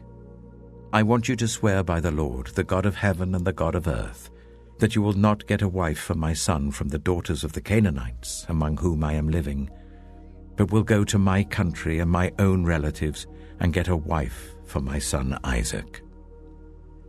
The servant asked him, "What if the woman is unwilling to come back with me to this land? Shall I then take your son back to the country you came from?" "Make sure that you do not take my son back there," Abraham said. "The Lord, the God of heaven, who brought me out of my father's household and my native land, and who spoke to me and promised me on oath, saying, 'To your offspring I will give this land,' he will send his angel before you, so that you can get a wife for my son from there. If the woman is unwilling to come back with you, then you will be released from this oath of mine. Only do not take my son back there." So the servant put his hand under the thigh of his master Abraham and swore an oath to him concerning this matter. Then the servant left, taking with him 10 of his master's camels, loaded with all kinds of good things from his master. He set out for Aram Naharaim and made his way to the town of Nahor. He made the camels kneel down near the well outside the town. It was toward evening, the time the women go out to draw water. Then he prayed, "Lord, God of my master Abraham, make me successful today and show kindness to my master Abraham. See, I am standing beside this spring, and the daughters of the townspeople are coming out to draw water. May it be that when I say to a young woman, 'Please let down your jar that I may have a drink,' and she says, 'Drink, and I'll water your camels too.' Let her be the one you have chosen for your servant Isaac. By this I will know that you have shown kindness to my master." Before he had finished praying, Rebekah came out with her jar on her shoulder. She was the daughter of Bethuel, son of Milcah, who was the wife of Abraham's brother Nahor. The woman was very beautiful, a virgin. No man had ever slept with her. She went down to the spring, filled her jar, and came up again. The servant hurried to meet her and said, "Oh, please give me a little water from your jar." "Drink, my lord," she said, and quickly lowered the jar to her hands and gave him a drink. After she had given him a drink, she said, "I'll draw water for your camels too until they've had enough to drink." So she quickly emptied her jar into the trough, ran back to the well to draw more water, and drew enough for all his camels. Without saying a word, the man watched her closely to learn whether or not the Lord had made his journey successful. When the camels had finished drinking, the man took out a gold nose ring weighing a beaker and 2 gold bracelets weighing 10 shekels. Then he asked, "Whose daughter are you? Please tell me, is there room in your father's house for us to spend the night?" She answered him, "I am the daughter of Bethuel, the son that Milcah bore to Nahor." And she added, "We have plenty of straw and fodder, as well as room for you to spend the night." Then the man bowed down and worshipped the Lord, saying, "Praise be to the Lord, the God of my master Abraham, who has not abandoned his kindness and faithfulness to my master. As for me, the Lord has led me on the journey to the house of my master's relatives." The young woman ran and told her mother's household about these things. Now Rebekah had a brother named Laban, and he hurried out to the man at the spring. As soon as he had seen the nose ring and the bracelets on his sister's arms, and had heard Rebekah tell what the man had said to her, he went out to the man and found him standing by the camels near the spring. "Come, you who are blessed by the Lord," he said. "Why are you standing out here? I have prepared the house and a place for the camels." So the man went to the house, and the camels were unloaded. Straw and fodder were brought for the camels, and water for him and his men to wash their feet. Then food was set before him. But he said, "I will not eat until I have told you what I have to say." "Then tell us," Laban said. So he said, "I am Abraham's servant. The Lord has blessed my master abundantly, and he has become wealthy. He has given him sheep and cattle, silver and gold, male and female servants, and camels and donkeys. My master's wife, Sarah, has borne him a son in her old age, and he has given him everything he owns. And my master made me swear an oath, and said, 'You must not get a wife for my son from the daughters of the Canaanites in whose land I live, but go to my father's family, to my own clan, and get a wife for my son.' Then I asked my master, 'What if the woman will not come back with me?' He replied, 'The Lord before whom I have walked faithfully will send his angel with you and make your journey a success, so that you can get a wife for my son, from my own clan and from my father's family.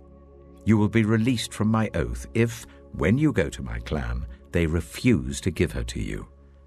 Then you will be released from my oath.' When I came to the spring today, I said, 'Lord, God of my master Abraham, if you will, please grant success to the journey on which I have come. See, I am standing beside this spring. If a young woman comes out to draw water, and I say to her, "Please let me drink a little water from your jar," and if she says to me, "Drink, and I'll draw water for your camels too," let her be the one the Lord has chosen for my master's son." Before I finished praying in my heart, Rebekah came out with her jar on her shoulder. She went down to the spring and drew water, and I said to her, "Please give me a drink." She quickly lowered her jar from her shoulder and said, "Drink, and I'll water your camels too." So I drank, and she watered the camels also. I asked her, "Whose daughter are you?" She said, "The daughter of Bethuel, son of Nahor, whom Milcah bore to him." Then I put the ring in her nose and the bracelets on her arms, and I bowed down and worshipped the Lord. I praised the Lord, the God of my master Abraham, who had led me on the right road to get the granddaughter of my master's brother for his son.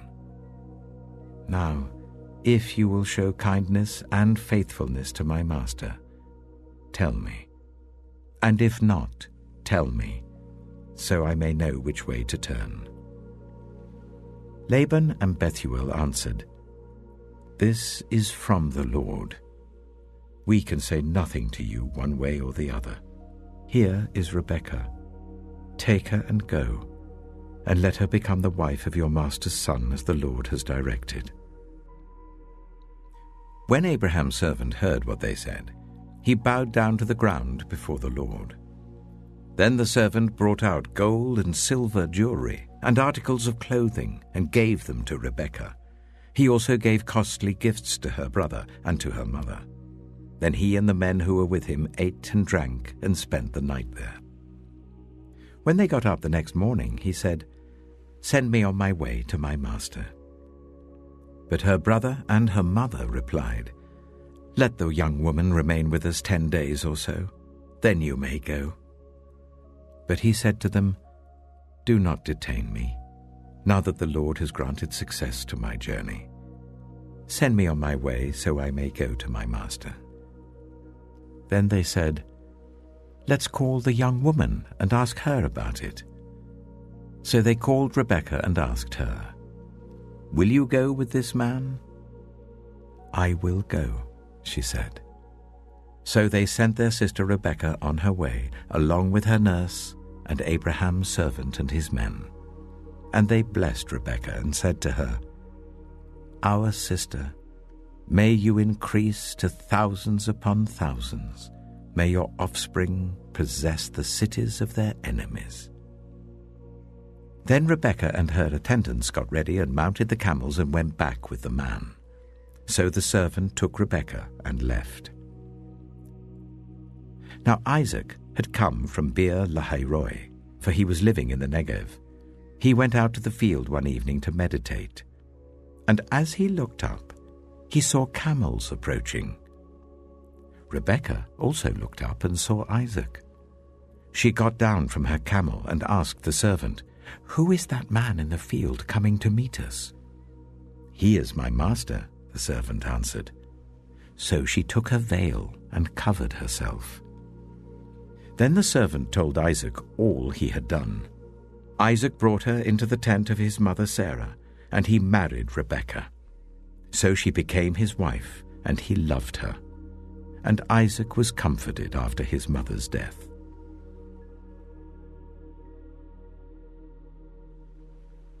Genesis chapter 25.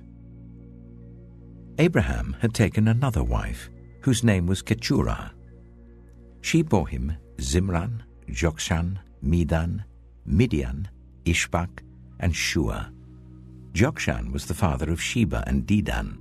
The descendants of Dedan were the Ashurites and Letoshites and the Lumites.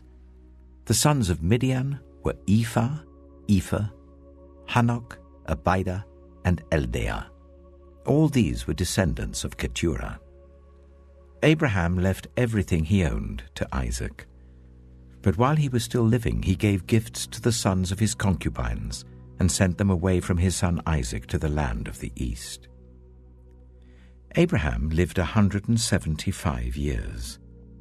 Then Abraham breathed his last and died at a good old age, an old man and full of years, and he was gathered to his people. His sons Isaac and Ishmael buried him in the cave of Machpelah, near Mamre, in the field of Ephron, son of Zohar the Hittite, the field Abraham had bought from the Hittites. There Abraham was buried with his wife Sarah. After Abraham's death, God blessed his son Isaac, who then lived near Beer Lahairoi. This is the account of the family line of Abraham's son Ishmael, whom Sarah's slave Hagar the Egyptian bore to Abraham.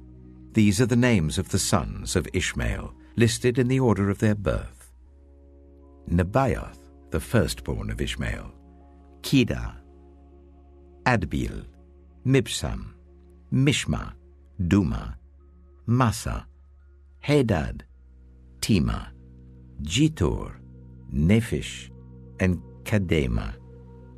These were the sons of Ishmael, and these are the names of the 12 tribal rulers according to their settlements and camps. Ishmael lived 137 years.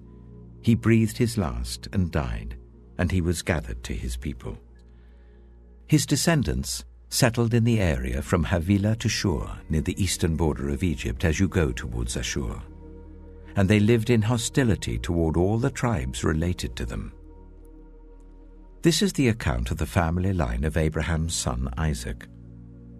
Abraham became the father of Isaac, and Isaac was 40 years old when he married Rebekah, daughter of Bethuel the Aramean from Paddan Aram, and sister of Laban the Aramean. Isaac prayed to the Lord on behalf of his wife because she was childless. The Lord answered his prayer, and his wife Rebekah became pregnant. The babies jostled each other within her, and she said, "Why is this happening to me?" So she went to inquire of the Lord. The Lord said to her, "2 nations are in your womb, and 2 peoples from within you will be separated. 1 people will be stronger than the other, and the older will serve the younger."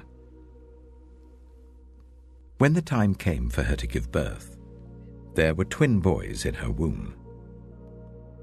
The first to come out was red, and his whole body was like a hairy garment, so they named him Esau.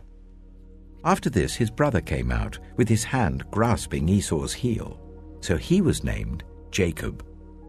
Isaac was 60 years old when Rebekah gave birth to them. The boys grew up, and Esau became a skillful hunter, a man of the open country, while Jacob was content to stay at home among the tents. Isaac, who had a taste for wild game, loved Esau, but Rebekah loved Jacob. Once, when Jacob was cooking some stew, Esau came in from the open country, famished. He said to Jacob, "Quick, let me have some of that red stew. I'm famished." That is why he was also called Edom. Jacob replied, "First sell me your birthright." "Look, I am about to die," Esau said. "What good is the birthright to me?" But Jacob said, "Swear to me first." So he swore an oath to him, selling his birthright to Jacob. Then Jacob gave Esau some bread and some lentil stew. He ate and drank and then got up and left. So Esau despised his birthright.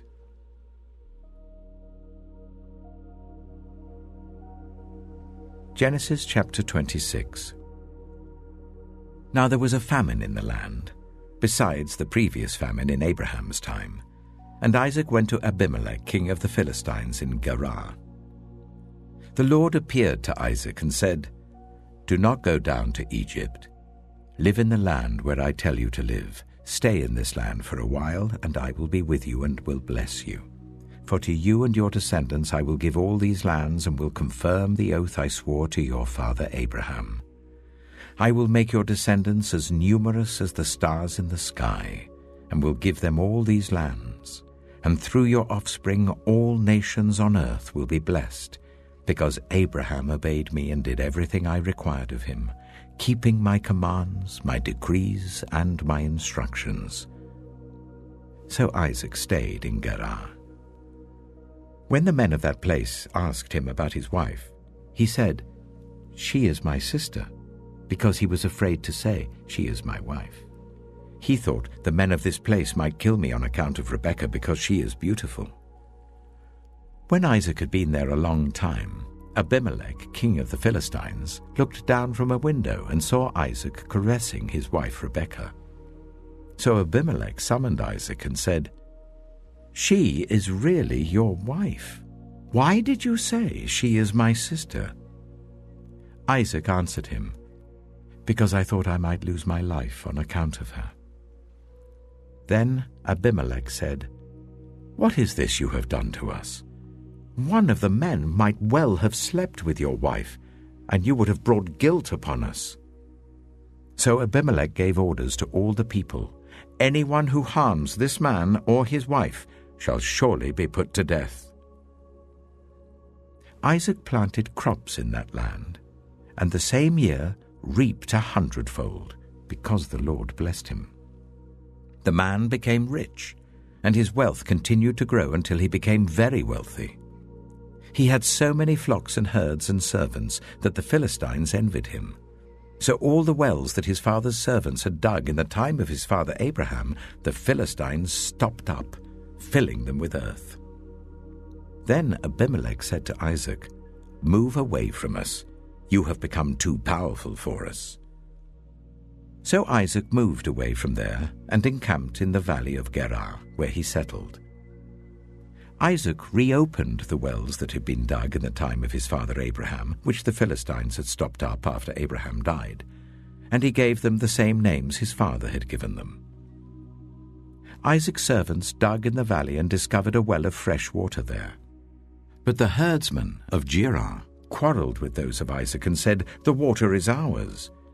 So he named the well Esek, because they disputed with him. Then they dug another well, but they quarreled over that one also. So he named it Sitnah. He moved from there and dug another well, and no one quarreled over it. He named it Rehoboth, saying, "Now the Lord has given us room, and we will flourish in the land." From there he went up to Beersheba. That night the Lord appeared to him and said, "I am the God of your father Abraham. Do not be afraid, for I am with you. I will bless you and will increase the number of your descendants for the sake of my servant Abraham." Isaac built an altar there and called on the name of the Lord. There he pitched his tent, and there his servants dug a well. Meanwhile, Abimelech had come to him from Gerar with Ahuzah, his personal adviser, and Phicol, the commander of his forces. Isaac asked them, "Why have you come to me, since you were hostile to me and sent me away?" They answered, "We saw clearly that the Lord was with you. So we said there ought to be a sworn agreement between us and you. Let us make a treaty with you, that you will do us no harm, just as we did not harm you, but always treated you well and sent you away peacefully. And now you are blessed by the Lord." Isaac then made a feast for them, and they ate and drank. Early the next morning the men swore an oath to each other. Then Isaac sent them on their way, and they went away peacefully. That day Isaac's servants came and told him about the well they had dug. They said, "We've found water." He called it Sheba, and to this day the name of the town has been Beersheba. When Esau was 40 years old, he married Judith, daughter of Beeri the Hittite, and also Basemath, daughter of Elon the Hittite. They were a source of grief to Isaac and Rebekah.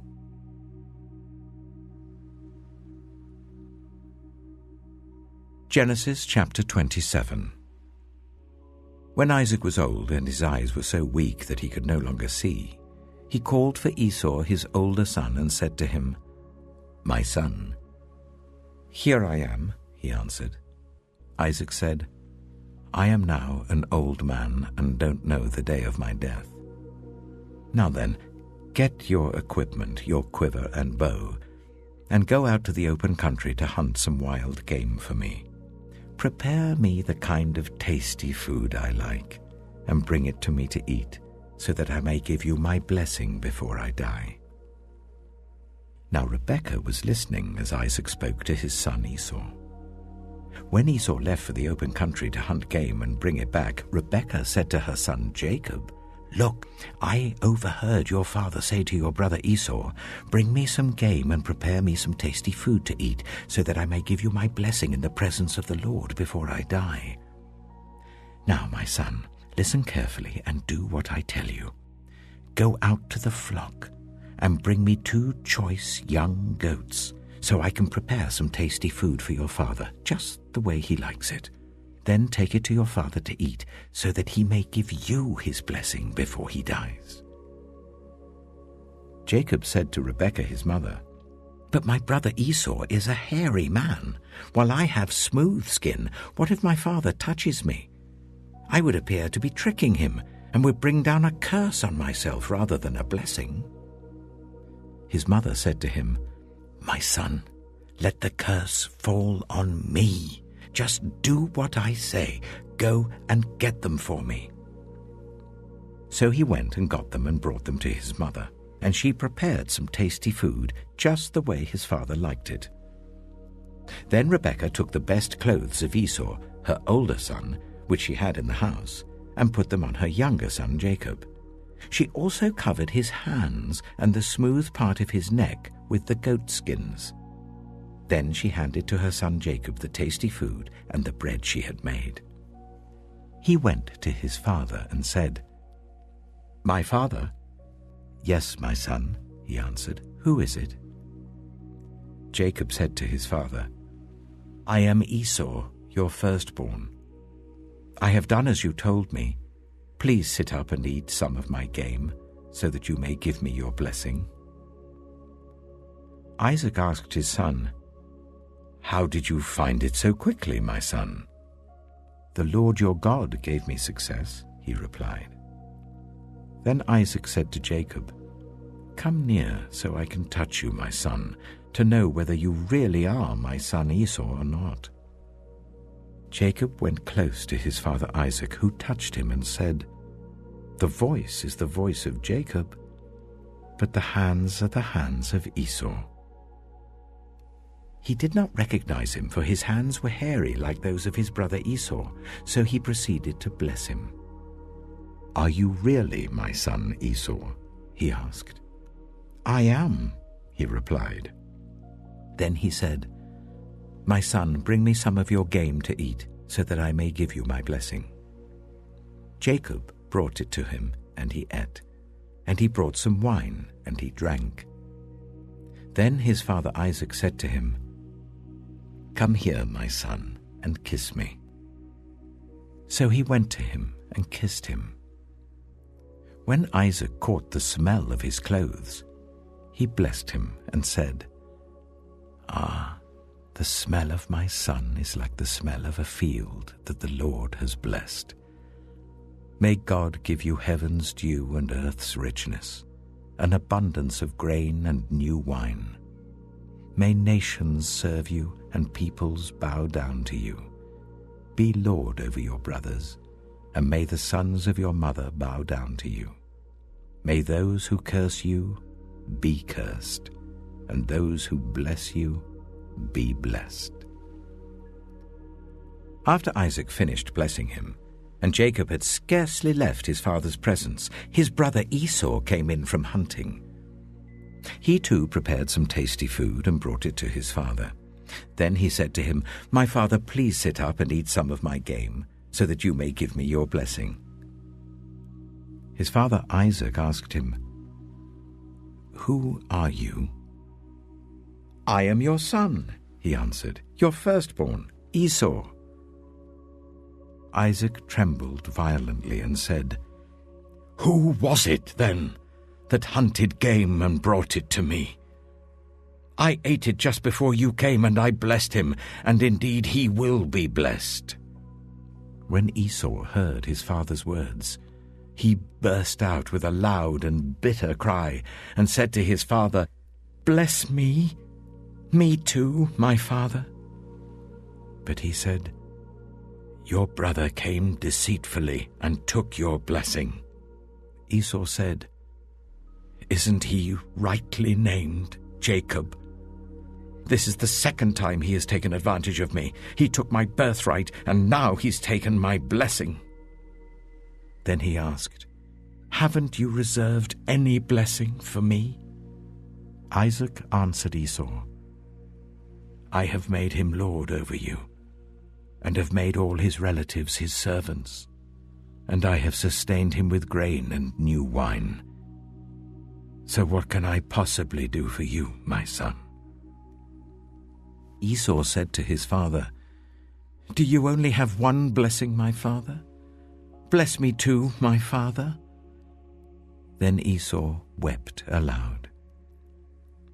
His father Isaac answered him, "Your dwelling will be away from the earth's richness, away from the dew of heaven above. You will live by the sword, and you will serve your brother. But when you grow restless, you will throw his yoke from off your neck." Esau held a grudge against Jacob because of the blessing his father had given him. He said to himself, "The days of mourning for my father are near. Then I will kill my brother Jacob."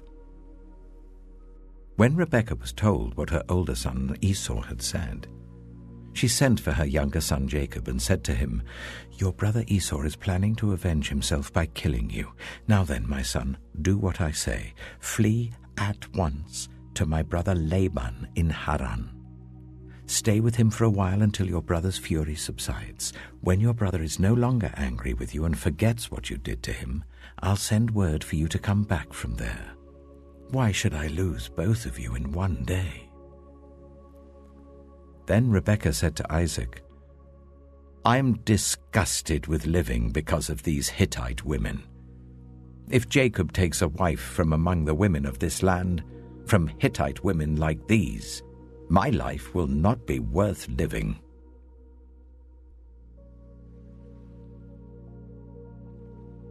Genesis chapter 28. So Isaac called for Jacob and blessed him.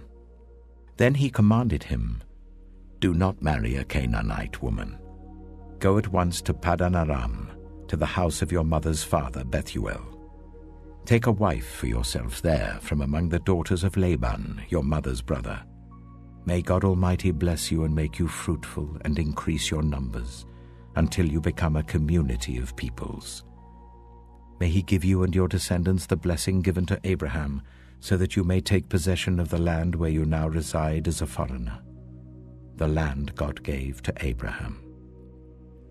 Then Isaac sent Jacob on his way, and he went to Paddan Aram, to Laban son of Bethuel the Aramean, the brother of Rebekah, who was the mother of Jacob and Esau. Now Esau learned that Isaac had blessed Jacob and had sent him to Paddan Aram to take a wife from there, and that when he blessed him he commanded him, "Do not marry a Canaanite woman," and that Jacob had obeyed his father and mother and had gone to Paddan Aram. Esau then realized how displeasing the Canaanite women were to his father Isaac. So he went to Ishmael and married Mahalath, the sister of Nebaioth, and daughter of Ishmael, son of Abraham, in addition to the wives he already had. Jacob left Beersheba and set out for Haran. When he reached a certain place, he stopped for the night because the sun had set. Taking one of the stones there, he put it under his head and lay down to sleep. He had a dream in which he saw a stairway resting on the earth with its top reaching to heaven, and the angels of God were ascending and descending on it. There above it stood the Lord, and he said, "I am the Lord, the God of your father Abraham and the God of Isaac. I will give you and your descendants the land on which you are lying. Your descendants will be like the dust of the earth, and you will spread out to the west and to the east, to the north and to the south. All peoples on earth will be blessed through you and your offspring. I am with you and will watch over you wherever you go, and I will bring you back to this land. I will not leave you until I have done what I have promised you." When Jacob awoke from his sleep, he thought, "Surely the Lord is in this place, and I was not aware of it." He was afraid and said, "How awesome is this place! This is none other than the house of God. This is the gate of heaven." Early the next morning, Jacob took the stone he had placed under his head and set it up as a pillar and poured oil on top of it. He called that place Bethel, though the city used to be called Luz. Then Jacob made a vow, saying, "If God will be with me and will watch over me on this journey I am taking, and will give me food to eat and clothes to wear, so that I return safely to my father's household, then the Lord will be my God. And this stone that I have set up as a pillar will be God's house, and of all that you give me, I will give you a tenth."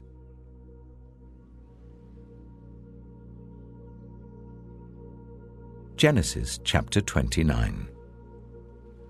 Then Jacob continued on his journey and came to the land of the eastern peoples. There he saw a well in the open country with 3 flocks of sheep lying near it, because the flocks were watered from that well. The stone over the mouth of the well was large. When all the flocks were gathered there, the shepherds would roll the stone away from the well's mouth and water the sheep. Then they would return the stone to its place over the mouth of the well. Jacob asked the shepherds, "My brothers, where are you from?" "We're from Haran," they replied. He said to them, "Do you know Laban, Nahor's grandson?" "Yes, we know him," they answered. Then Jacob asked them, "Is he well?" "Yes, he is," they said. "And here comes his daughter Rachel with the sheep." "Look," he said, "the sun is still high. It is not time for the flocks to be gathered. Water the sheep and take them back to pasture." "We can't," they replied, "until all the flocks are gathered and the stone has been rolled away from the mouth of the well. Then we will water the sheep." While he was still talking with them, Rachel came with her father's sheep, for she was a shepherd.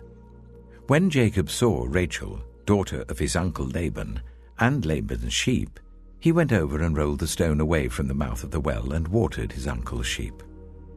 Then Jacob kissed Rachel and began to weep aloud. He had told Rachel that he was a relative of her father and a son of Rebekah. So she ran and told her father. As soon as Laban heard the news about Jacob, his sister's son, he hurried to meet him. He embraced him and kissed him and brought him to his home. And there Jacob told him all these things. Then Laban said to him, "You are my own flesh and blood." After Jacob had stayed with him for a whole month, Laban said to him, Just because you're a relative of mine, should you work for me for nothing? Tell me what your wages should be." Now Laban had 2 daughters. The name of the older was Leah, and the name of the younger was Rachel. Leah had weak eyes, but Rachel had a lovely figure and was beautiful. Jacob was in love with Rachel and said, "I'll work for you 7 years in return for your younger daughter Rachel." Laban said, "It's better that I give her to you than to some other man. Stay here with me." So Jacob served 7 years to get Rachel, but they seemed like only a few days to him because of his love for her. Then Jacob said to Laban, "Give me my wife. My time is completed, and I want to make love to her." So Laban brought together all the people of the place and gave a feast. But when evening came, he took his daughter Leah and brought her to Jacob, and Jacob made love to her. And Laban gave his servant Zilpah to his daughter as her attendant. When morning came, there was Leah. So Jacob said to Laban, "What is this you have done to me? I served you for Rachel, didn't I? Why have you deceived me?" Laban replied, "It is not our custom here to give the younger daughter in marriage before the older one. Finish this daughter's bridal week. Then we will give you the younger one also in return for another 7 years of work." And Jacob did so. He finished the week with Leah, and then Laban gave him his daughter Rachel to be his wife. Laban gave his servant Bilhah to his daughter Rachel as her attendant. Jacob made love to Rachel also, and his love for Rachel was greater than his love for Leah, and he worked for Laban another 7 years. When the Lord saw that Leah was not loved, he enabled her to conceive, but Rachel remained childless. Leah became pregnant and gave birth to a son. She named him Reuben, for she said, "It is because the Lord has seen my misery. Surely my husband will love me now." She conceived again, and when she gave birth to a son, she said, "Because the Lord heard that I am not loved, he gave me this one too." So she named him Simeon. Again she conceived, and when she gave birth to a son, she said, "Now at last my husband will become attached to me, because I have borne him 3 sons." So he was named Levi. She conceived again, and when she gave birth to a son, she said, "This time I will praise the Lord." So she named him Judah. Then she stopped having children.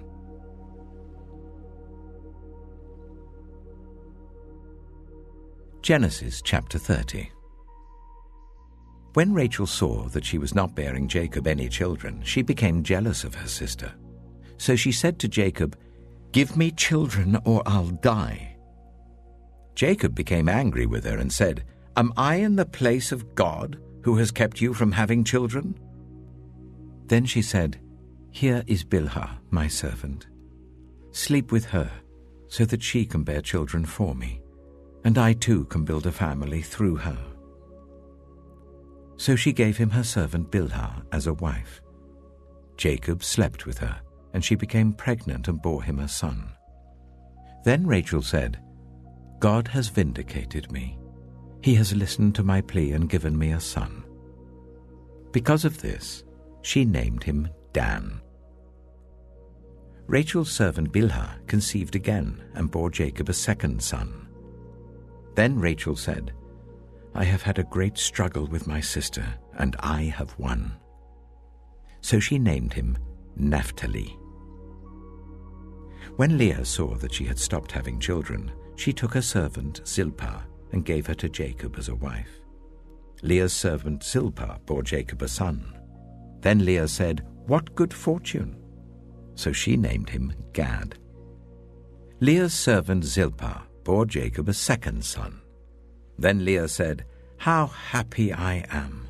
The women will call me happy." So she named him Asher. During wheat harvest, Reuben went out into the fields and found some mandrake plants, which he brought to his mother Leah. Rachel said to Leah, "Please give me some of your son's mandrakes." But she said to her, "Wasn't it enough that you took away my husband? Will you take my son's mandrakes too?" "Very well," Rachel said. "He can sleep with you tonight in return for your son's mandrakes." So when Jacob came in from the fields that evening, Leah went out to meet him. "You must sleep with me," she said. "I have hired you with my son's mandrakes." So he slept with her that night. God listened to Leah, and she became pregnant and bore Jacob a fifth son. Then Leah said, "God has rewarded me for giving my servant to my husband." So she named him Issachar. Leah conceived again and bore Jacob a sixth son. Then Leah said, "God has presented me with a precious gift. This time my husband will treat me with honor because I have borne him 6 sons." So she named him Zebulun. Sometime later she gave birth to a daughter and named her Dinah. Then God remembered Rachel. He listened to her and enabled her to conceive. She became pregnant and gave birth to a son, and said, "God has taken away my disgrace." She named him Joseph, and said, "May the Lord add to me another son." After Rachel gave birth to Joseph, Jacob said to Laban, "Send me on my way so I can go back to my own homeland. Give me my wives and children for whom I have served you, and I will be on my way. You know how much work I've done for you." But Laban said to him, "If I have found favor in your eyes, please stay. I have learned by divination that the Lord has blessed me because of you." He added, "Name your wages, and I will pay them." Jacob said to him, "You know how I have worked for you, and how your livestock has fared under my care. The little you had before I came has increased greatly, and the Lord has blessed you wherever I have been. But now, when may I do something for my own household?" "What shall I give you?" he asked. "Don't give me anything," Jacob replied. "But if you will do this one thing for me, I will go on tending your flocks and watching over them. Let me go through all your flocks today and remove from them every speckled or spotted sheep, every dark-colored lamb, and every spotted or speckled goat. They will be my wages. And my honesty will testify for me in the future, whenever you check on the wages you have paid me. Any goat in my possession that is not speckled or spotted, or any lamb that is not dark-colored, will be considered stolen." "Agreed," said Laban. "Let it be as you have said." That same day he removed all the male goats that were streaked or spotted, and all the speckled or spotted female goats, all that had white on them, and all the dark-colored lambs, and he placed them in the care of his sons. Then he put a 3-day journey between himself and Jacob, while Jacob continued to tend the rest of Laban's flocks. Jacob, however, took fresh-cut branches from poplar, almond, and plane trees, and made white stripes on them by peeling the bark and exposing the white inner wood of the branches. Then he placed the peeled branches in all the watering troughs, so that they would be directly in front of the flocks when they came to drink. When the flocks were in heat and came to drink, they mated in front of the branches, and they bore young that were streaked or speckled or spotted. Jacob set apart the young of the flock by themselves, but made the rest face the streaked and dark-colored animals that belonged to Laban. Thus he made separate flocks for himself, and did not put them with Laban's animals. Whenever the stronger females were in heat, Jacob would place the branches in the troughs in front of the animals, so that they would mate near the branches. But if the animals were weak, he would not place them there. So the weak animals went to Laban, and the strong ones went to Jacob. In this way the man grew exceedingly prosperous, and came to own large flocks and female and male servants and camels and donkeys.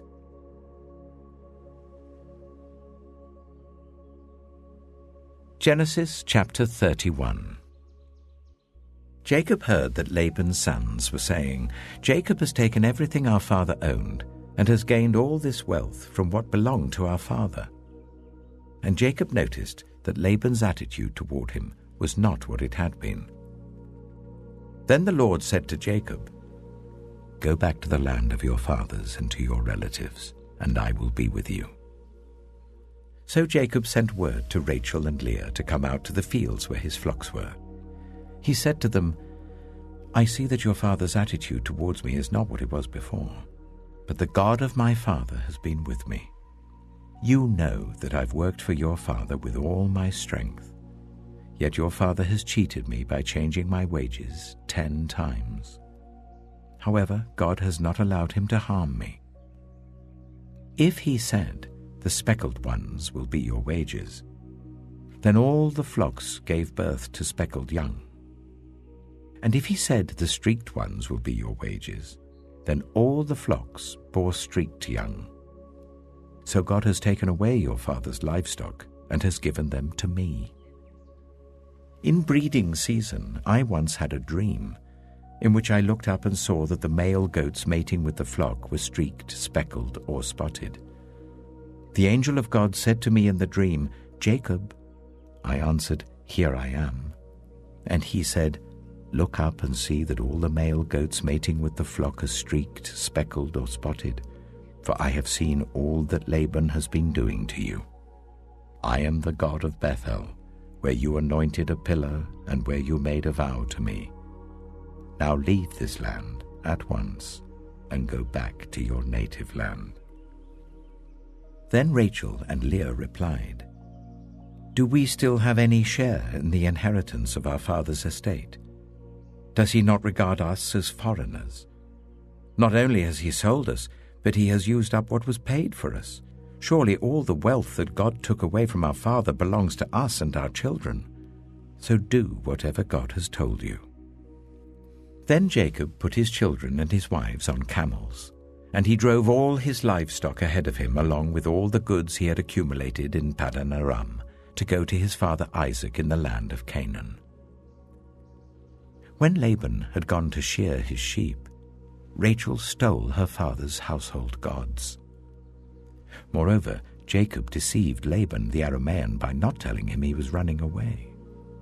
So he fled with all he had, crossed the Euphrates River, and headed for the hill country of Gilead. On the 3rd day, Laban was told that Jacob had fled. Taking his relatives with him, he pursued Jacob for 7 days and caught up with him in the hill country of Gilead.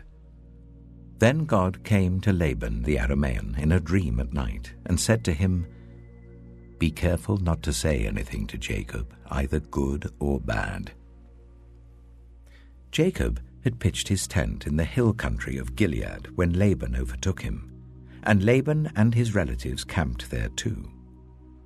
Then Laban said to Jacob, "What have you done? You've deceived me, and you've carried off my daughters like captives in war. Why did you run off secretly and deceive me? Why didn't you tell me, so I could send you away with joy and singing to the music of tambourines and harps? You didn't even let me kiss my grandchildren and my daughters goodbye. You've done a foolish thing. I have the power to harm you. But last night the God of your father said to me, 'Be careful not to say anything to Jacob, either good or bad.' Now you have gone off because you long to return to your father's household. But why did you steal my gods?" Jacob answered Laban, "I was afraid, because I thought you would take your daughters away from me by force. But if you find anyone who has your gods, that person shall not live. In the presence of our relatives, see for yourself whether there is anything of yours here with me, and if so, take it." Now Jacob did not know that Rachel had stolen the gods. So Laban went into Jacob's tent, and into Leah's tent, and into the tent of the 2 female servants, but he found nothing. After he came out of Leah's tent, he entered Rachel's tent. Now Rachel had taken the household gods and put them inside her camel's saddle and was sitting on them. Laban searched through everything in the tent, but found nothing.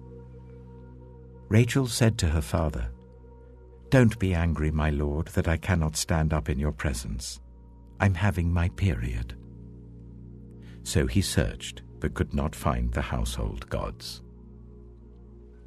Jacob was angry and took Laban to task. "What is my crime?" he asked Laban. "How have I wronged you that you hunt me down? Now that you have searched through all my goods, what have you found that belongs to your household? Put it here in front of your relatives and mine, and let them judge between the two of us. I have been with you for 20 years now. Your sheep and goats have not miscarried, nor have I eaten rams from your flocks. I did not bring you animals torn by wild beasts. I bore the loss myself. And you demanded payment from me for whatever was stolen by day or night. This was my situation. The heat consumed me in the daytime and the cold at night, and sleep fled from my eyes. It was like this for the 20 years I was in your household. I worked for you 14 years for your 2 daughters and 6 years for your flocks, and you changed my wages 10 times. If the God of my father, the God of Abraham, and the fear of Isaac had not been with me, you would surely have sent me away empty-handed. But God has seen my hardship and the toil of my hands, and last night he rebuked you." Laban answered Jacob, "The women are my daughters, the children are my children, and the flocks are my flocks. All you see is mine. Yet what can I do today about these daughters of mine, or about the children they have borne? Come now, let's make a covenant, you and I, and let it serve as a witness between us." So Jacob took a stone and set it up as a pillar. He said to his relatives, "Gather some stones." So they took stones and piled them in a heap, and they ate there by the heap. Laban called it Jegar-sahadutha, and Jacob called it Gilead. Laban said, "This heap is a witness between you and me today." That is why it was called Gilead. It was also called Mizpah, because he said, "May the Lord keep watch between you and me when we are away from each other. If you ill-treat my daughters, or if you take any wives besides my daughters, even though no one is with us, remember that God is a witness between you and me." Laban also said to Jacob, "Here is this heap, and here is the pillar I have set up between you and me. This heap is a witness, and this pillar is a witness, that I will not go past this heap to your side to harm you, and that you will not go past this heap and pillar to my side to harm me. May the God of Abraham and the God of Nahor, the God of their father, judge between us." So Jacob took an oath in the name of the fear of his father Isaac. He offered a sacrifice there in the hill country and invited his relatives to a meal. After they had eaten, they spent the night there. Early the next morning, Laban kissed his grandchildren and his daughters and blessed them. Then he left and returned home.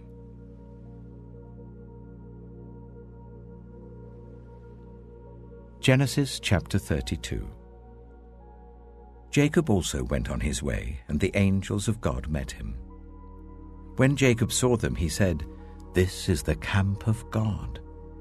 So he named that place Mahanaim. Jacob sent messengers ahead of him to his brother Esau in the land of Seir, the country of Edom. He instructed them, "This is what you are to say to my lord Esau. Your servant Jacob says, I have been staying with Laban and have remained there till now. I have cattle and donkeys, sheep and goats, male and female servants. Now I am sending this message to my lord, that I may find favor in your eyes." When the messengers returned to Jacob, they said, "We went to your brother Esau, and now he is coming to meet you, and 400 men are with him." In great fear and distress, Jacob divided the people who were with him into 2 groups, and the flocks and herds and camels as well. He thought, if Esau comes and attacks one group, the group that is left may escape. Then Jacob prayed, "O God of my father Abraham, God of my father Isaac, Lord, you who said to me, 'Go back to your country and your relatives, and I will make you prosper.' I am unworthy of all the kindness and faithfulness you have shown your servant. I had only my staff when I crossed this Jordan, but now I have become 2 camps. Save me, I pray, from the hand of my brother Esau, for I am afraid he will come and attack me, and also the mothers with their children. But you have said, 'I will surely make you prosper, and will make your descendants like the sand of the sea, which cannot be counted.'" He spent the night there, and from what he had with him, he selected a gift for his brother Esau: 200 female goats and 20 male goats, 200 ewes and 20 rams, 30 female camels with their young, 40 cows and 10 bulls, and 20 female donkeys and 10 male donkeys. He put them in the care of his servants, each herd by itself, and said to his servants, "Go ahead of me, and keep some space between the herds." He instructed the one in the lead, "When my brother Esau meets you and asks, 'Who do you belong to, and where are you going, and who owns all these animals in front of you?' then you are to say, 'They belong to your servant Jacob. They are a gift sent to my lord Esau, and he is coming behind us.'" He also instructed the second, the third, and all the others who followed the herds, "You are to say the same thing to Esau when you meet him, and be sure to say, 'Your servant Jacob is coming behind us.' For he thought, 'I will pacify him with these gifts I'm sending on ahead. Later, when I see him, perhaps he will receive me.' So Jacob's gifts went on ahead of him, but he himself spent the night in the camp. That night Jacob got up and took his 2 wives, his 2 female servants, and his 11 sons, and crossed the ford of the Jabbok. After he had sent them across the stream, he sent over all his possessions. So Jacob was left alone, and a man wrestled with him till daybreak. When the man saw that he could not overpower him, he touched the socket of Jacob's hip, so that his hip was wrenched as he wrestled with the man. Then the man said, "Let me go, for it is daybreak." But Jacob replied, "I will not let you go, unless you bless me." The man asked him, "What is your name?" "Jacob," he answered.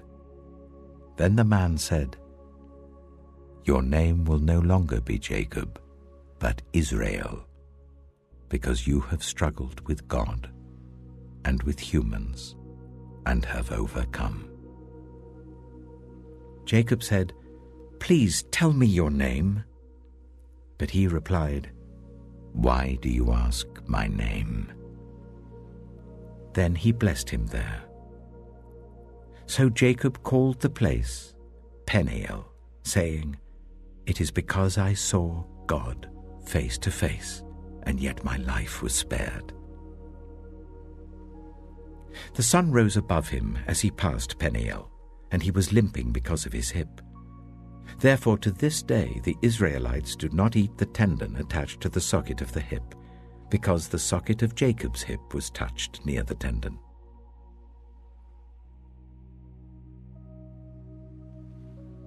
Genesis chapter 33. Jacob looked up, and there was Esau, coming with his 400 men. So he divided the children among Leah, Rachel, and the 2 female servants, He put the female servants and their children in front, Leah and her children next, and Rachel and Joseph in the rear. He himself went on ahead and bowed down to the ground 7 times as he approached his brother. But Esau ran to meet Jacob and embraced him. He threw his arms around his neck and kissed him, and they wept. Then Esau looked up and saw the women and children. "Who are these with you?" he asked. Jacob answered, "They are the children God has graciously given your servant." Then the female servants and their children approached and bowed down. Next Leah and her children came and bowed down. Last of all came Joseph and Rachel, and they too bowed down.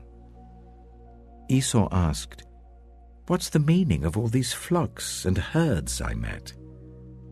"To find favor in your eyes, my lord," he said. But Esau said, "I already have plenty, my brother. Keep what you have for yourself." "No, please," said Jacob. "If I have found favor in your eyes, accept this gift from me. For to see your face is like seeing the face of God now that you have received me favorably. Please accept the present that was brought to you, for God has been gracious to me, and I have all I need." And because Jacob insisted, Esau accepted it. Then Esau said, "Let us be on our way. I'll accompany you." But Jacob said to him, "My Lord knows that the children are tender, and that I must care for the ewes and cows that are nursing their young. If they are driven hard just one day, all the animals will die. So let my Lord go on ahead of his servant while I move along slowly at the pace of the flocks and herds before me, and the pace of the children, until I come to my Lord in Seir."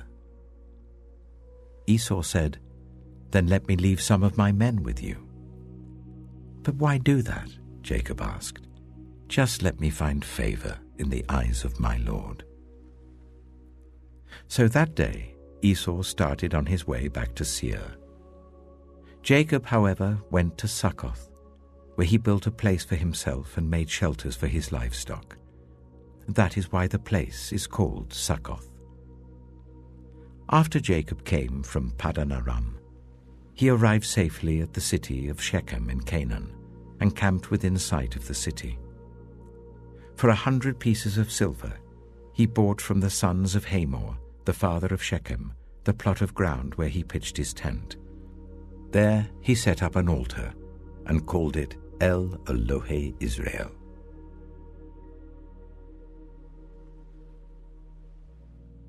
Genesis chapter 34. Now Dinah, the daughter Leah had borne to Jacob, went out to visit the women of the land. When Shechem, son of Hamor the Hivite, the ruler of that area, saw her, he took her and raped her. His heart was drawn to Dinah, daughter of Jacob. He loved the young woman and spoke tenderly to her. And Shechem said to his father Hamor, "Get me this girl as my wife." When Jacob heard that his daughter Dinah had been defiled, his sons were in the fields with his livestock, so he did nothing about it until they came home. Then Shechem's father Hamor went out to talk with Jacob. Meanwhile, Jacob's sons had come in from the fields as soon as they heard what had happened. They were shocked and furious because Shechem had done an outrageous thing in Israel by sleeping with Jacob's daughter, a thing that should not be done. But Hamor said to them, "My son Shechem has his heart set on your daughter. Please give her to him as his wife. Intermarry with us. Give us your daughters and take our daughters for yourselves. You can settle among us. The land is open to you. Live in it, trade in it, and acquire property in it." Then Shechem said to Dinah's father and brothers, "Let me find favor in your eyes, and I will give you whatever you ask. Make the price for the bride and the gift I am to bring as great as you like, and I'll pay whatever you ask me. Only give me the young woman as my wife." Because their sister Dinah had been defiled, Jacob's sons replied deceitfully as they spoke to Shechem and his father Hamor. They said to them, "We can't do such a thing. We can't give our sister to a man who is not circumcised. That would be a disgrace to us. We will enter into an agreement with you on one condition only, that you become like us by circumcising all your males. Then we will give you our daughters and take your daughters for ourselves. We'll settle among you and become one people with you. But if you will not agree to be circumcised, we'll take our sister and go." Their proposal seemed good to Hamor and his son Shechem. The young man, who was the most honored of all his father's family, lost no time in doing what they said, because he was delighted with Jacob's daughter. So Hamor and his son Shechem went to the gate of their city to speak to the men of their city. "These men are friendly towards us," they said. "Let them live in our land and trade in it. The land has plenty of room for them. We can marry their daughters and they can marry ours. But the men will agree to live with us as one people only on the condition that our males be circumcised as they themselves are. Won't their livestock, their property, and all their other animals become ours? So let us agree to their terms, and they will settle among us." All the men who went out of the city gate agreed with Hamor and his son Shechem, and every male in the city was circumcised. 3 days later, while all of them were still in pain, 2 of Jacob's sons, Simeon and Levi, Dinah's brothers, took their swords and attacked the unsuspecting city, killing every male. They put Hamor and his son Shechem to the sword and took Dinah from Shechem's house and left.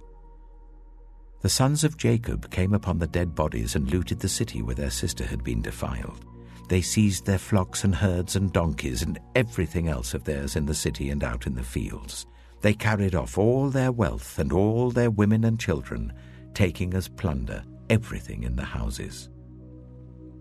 Then Jacob said to Simeon and Levi, "You have brought trouble on me by making me obnoxious to the Canaanites and the Perizzites, the people living in this land.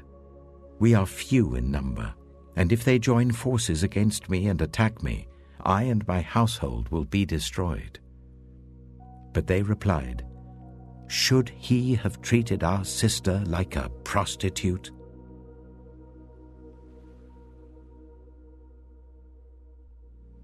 Genesis chapter 35.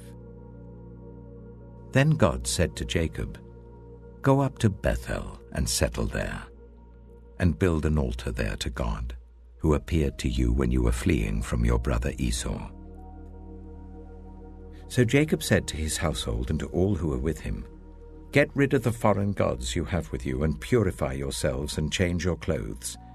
Then come, let us go up to Bethel, where I will build an altar to God, who answered me in the day of my distress, and who has been with me wherever I have gone." So they gave Jacob all the foreign gods they had, and the rings in their ears, and Jacob buried them under the oak at Shechem. Then they set out, and the terror of God fell on the towns all around them, so that no one pursued them. Jacob and all the people with him came to Luz, that is Bethel, in the land of Canaan. There he built an altar, and he called the place El Bethel, because it was there that God revealed himself to him when he was fleeing from his brother. Now Deborah, Rebekah's nurse, died and was buried under the oak outside Bethel, so it was named Allon Bacuth. After Jacob returned from Paddan Aram, God appeared to him again and blessed him. God said to him, "Your name is Jacob, but you will no longer be called Jacob. Your name will be Israel." So he named him Israel. And God said to him, "I am God Almighty. Be fruitful and increase in number. A nation and a community of nations will come from you, and kings will be among your descendants. The land I gave to Abraham and Isaac I also give to you, and I will give this land to your descendants after you." Then God went up from him at the place where he had talked with him.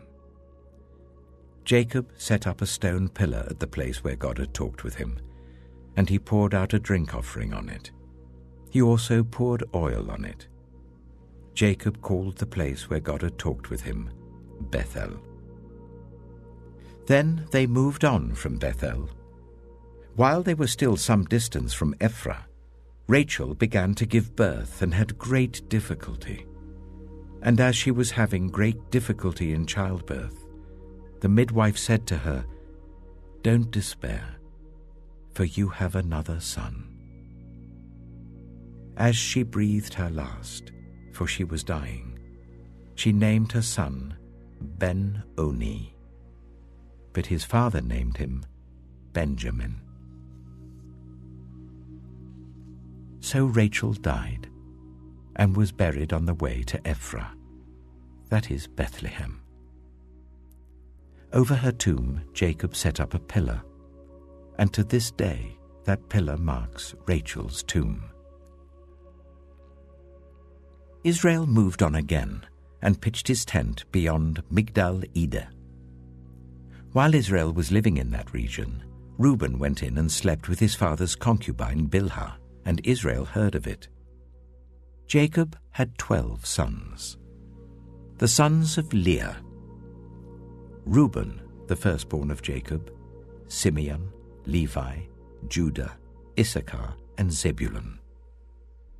The sons of Rachel: Joseph and Benjamin. The sons of Rachel's servant Bilhah: Dan and Naphtali.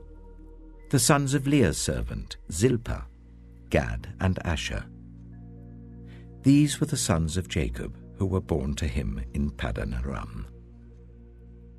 Jacob came home to his father Isaac in Mamre, near Kiriath Arba, that is Hebron, where Abraham and Isaac had stayed. Isaac lived 180 years. Then he breathed his last and died, and was gathered to his people, old and full of years. And his sons Esau and Jacob buried him.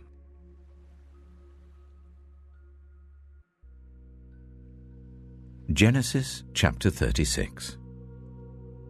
This is the account of the family line of Esau, that is, Edom. Esau took his wives from the women of Canaan: Adah, daughter of Elon the Hittite, and Aholibamah, daughter of Anah and granddaughter of Zibeon the Hittite, and Basemath, daughter of Ishmael and sister of Nebaioth. Adah bore Eliphaz to Esau, Basemath bore Ruel, and Aholibamah bore Jeush, Jalam, and Korah. These were the sons of Esau who were born to him in Canaan. Esau took his wives and sons and daughters and all the members of his household, as well as his livestock and all his other animals and all the goods he had acquired in Canaan, and moved to a land some distance from his brother Jacob. Their possessions were too great for them to remain together. The land where they were staying could not support them both because of their livestock. So Esau, that is Edom, settled in the hill country of Seir. This is the account of the family line of Esau, the father of the Edomites, in the hill country of Seir. These are the names of Esau's sons: Eliphaz, the son of Esau's wife Adah, and Ruel, the son of Esau's wife Basemath. The sons of Eliphaz: Teman, Omar, Zepho, Getim, and Kenaz. Esau's son Eliphaz also had a concubine named Timnah, who bore him Amalek. These were grandsons of Esau's wife Adah. The sons of Ruel: Nahath, Zerah, Shammah, and Mitzah. These were grandsons of Esau's wife Basemath. The sons of Esau's wife Aholibamah, daughter of Anah and granddaughter of Zibeon, whom she bore to Esau: Jeush, Jalam, and Korah. These were the chiefs among Esau's descendants. The sons of Eliphaz, the firstborn of Esau: chiefs Teman, Omar, Zepho, Kenaz, Korah, Getim, and Amalek. These were the chiefs descended from Eliphaz in Edom. They were grandsons of Ada. The sons of Esau's son Reuel, chiefs Nahath, Zerah, Shammah, and Mitzah. These were the chiefs descended from Reuel in Edom. They were grandsons of Esau's wife Basemath.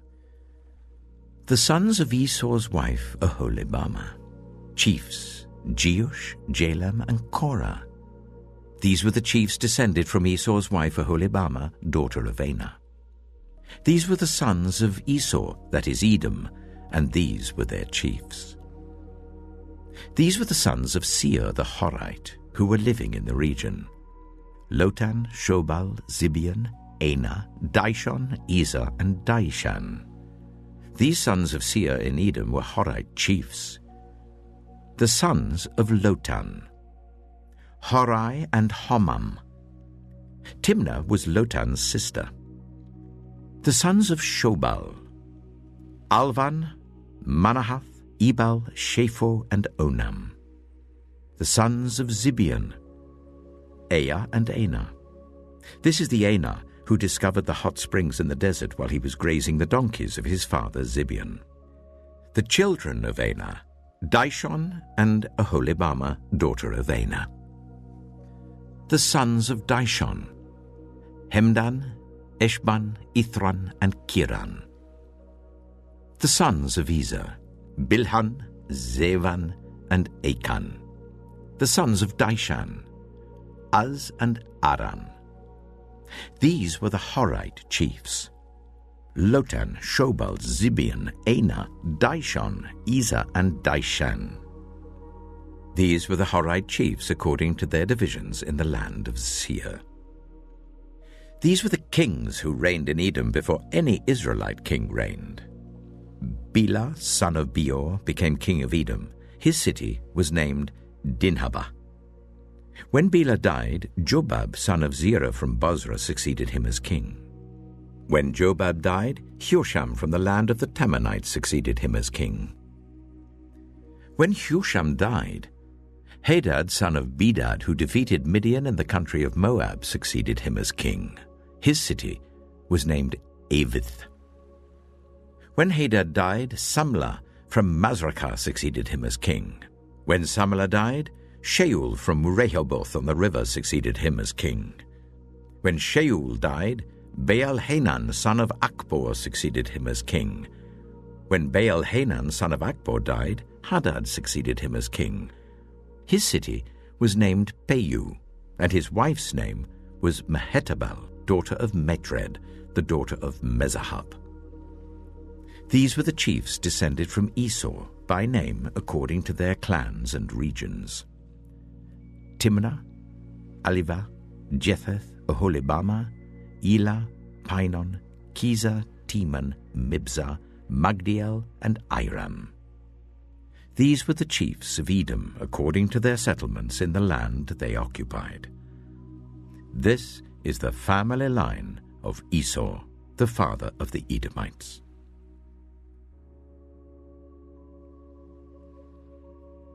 Genesis chapter 37. Jacob lived in the land where his father had stayed, the land of Canaan. This is the account of Jacob's family line. Joseph, a young man of 17, was tending the flocks with his brothers, the sons of Bilhah and the sons of Zilpah, his father's wives, and he brought their father a bad report about them. Now Israel loved Joseph more than any of his other sons, because he had been born to him in his old age, and he made an ornate robe for him. When his brothers saw that their father loved him more than any of them, they hated him and could not speak a kind word to him. Joseph had a dream, and when he told it to his brothers, they hated him all the more. He said to them, "Listen to this dream I had.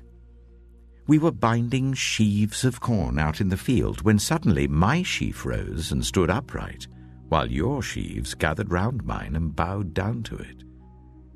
His brothers said to him, "Do you intend to reign over us? Will you actually rule us?" And they hated him all the more because of his dream and what he had said. Then he had another dream and he told it to his brothers. "Listen," he said, "I had another dream, and this time the sun and moon and 11 stars were bowing down to me." When he told his father as well as his brothers, his father rebuked him and said, "What is this dream you had? Will your mother and I and your brothers actually come and bow down to the ground before you?" His brothers were jealous of him, but his father kept the matter in mind. Now his brothers had gone to graze their father's flocks near Shechem, and Israel said to Joseph, "As you know, your brothers are grazing the flocks near Shechem. Come, I'm going to send you to them." "Very well," he replied. So he said to him, "Go and see if all is well with your brothers and with the flocks, and bring word back to me." Then he sent him off from the valley of Hebron. When Joseph arrived at Shechem, a man found him wandering around in the fields and asked him, "What are you looking for?" He replied, "I'm looking for my brothers. Can you tell me where they are grazing their flocks?" "They've moved on from here," the man answered. "I heard them say, 'Let's go to Dothan.'" So Joseph went after his brothers and found them near Dothan. But they saw him in the distance, and before he reached them, they plotted to kill him. "Here comes that dreamer," they said to each other. "Come now, let's kill him and throw him into one of these cisterns and say that a ferocious animal devoured him. Then we'll see what comes of his dreams." When Reuben heard this, he tried to rescue him from their hands. "Let's not take his life," he said. "Don't shed any blood. Throw him into this cistern here in the wilderness, but don't lay a hand on him." Reuben said this to rescue him from them and take him back to his father. So when Joseph came to his brothers, they stripped him of his robe, the ornate robe he was wearing, and they took him and threw him into the cistern. The cistern was empty, there was no water in it. As they sat down to eat their meal, they looked up and saw a caravan of Ishmaelites coming from Gilead. Their camels were loaded with spices, balm and myrrh, and they were on their way to take them down to Egypt. Judah said to his brothers, "What will we gain if we kill our brother and cover up his blood? Come, let's sell him to the Ishmaelites and not lay our hands on him. After all, he is our brother, our own flesh and blood." His brothers agreed. So when the Midianite merchants came by, his brothers pulled Joseph up out of the cistern and sold him for 20 shekels of silver to the Ishmaelites, who took him to Egypt. When Reuben returned to the cistern and saw that Joseph was not there, he tore his clothes. He went back to his brothers and said, "The boy isn't there. Where can I turn now?" Then they got Joseph's robe, slaughtered a goat and dipped the robe in the blood. They took the ornate robe back to their father and said, "We found this. Examine it to see whether it is your son's robe." He recognized it and said, "It is my son's robe. Some ferocious animal has devoured him. Joseph has surely been torn to pieces." Then Jacob tore his clothes, put on sackcloth, and mourned for his son many days. All his sons and daughters came to comfort him, but he refused to be comforted. "No," he said, "I will continue to mourn until I join my son in the grave." So his father wept for him. Meanwhile, the Midianites sold Joseph in Egypt to Potiphar, one of Pharaoh's officials, the captain of the guard. Genesis chapter 38.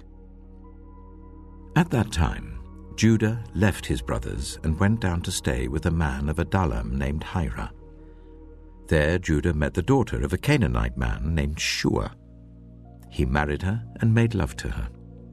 She became pregnant and gave birth to a son, who was named She conceived again and gave birth to a son and named him Onan. She gave birth to still another son and named him Shelah. It was at Kisib that she gave birth to him. Judah got a wife for his firstborn, and her name was Tamar. But Judah's firstborn, was wicked in the Lord's sight. So the Lord put him to death. Then Judah said to Onan, "Sleep with your brother's wife and fulfill your duty to her as a brother-in-law to raise up offspring for your brother." But Onan knew that the child would not be his. So whenever he slept with his brother's wife, he spilled his semen on the ground to avoid providing offspring for his brother. What he did was wicked in the Lord's sight, so the Lord put him to death also. Judah then said to his daughter-in-law Tamar, "Live as a widow in your father's household until my son Shelah grows up." For he thought, he may die too, just like his brothers. So Tamar went to live in her father's household. After a long time, Judah's wife, the daughter of Shua, died. When Judah had recovered from his grief, he went up to Timnah to the men who were shearing his sheep, and his friend Hira the Adullamite went with him. When Tamar was told, "Your father-in-law is on his way to Timnah to shear his sheep," she took off her widow's clothes, covered herself with a veil to disguise herself, and then sat down at the entrance to Enaim, which is on the road to Timnah, for she saw that though Shelah had now grown up, she had not been given to him as his wife. When Judah saw her, he thought she was a prostitute, for she had covered her face.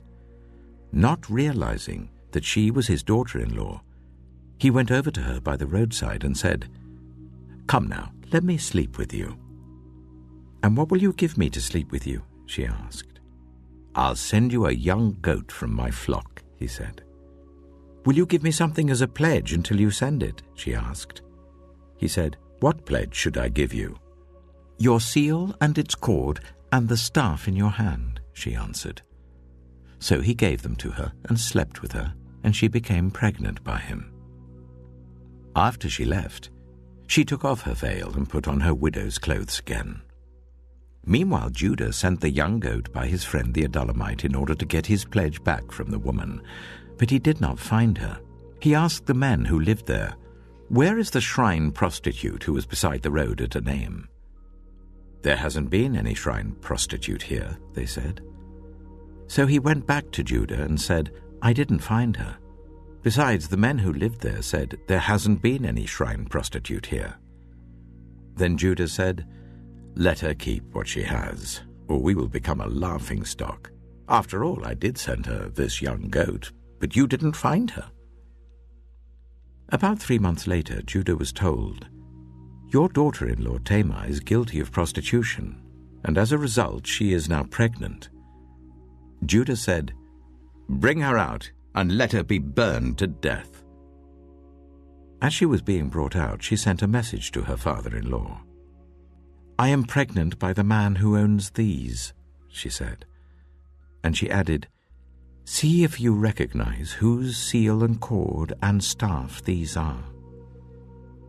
Judah recognized them and said, "She is more righteous than I, since I wouldn't give her to my son Shelah." And he did not sleep with her again. When the time came for her to give birth, there were twin boys in her womb. As she was giving birth, one of them put out his hand. So the midwife took a scarlet thread and tied it on his wrist and said, "This one came out first." But when he drew back his hand, his brother came out, and she said, "So this is how you have broken out." And he was named Perez. Then his brother, who had the scarlet thread on his wrist, came out, and he was named Zerah.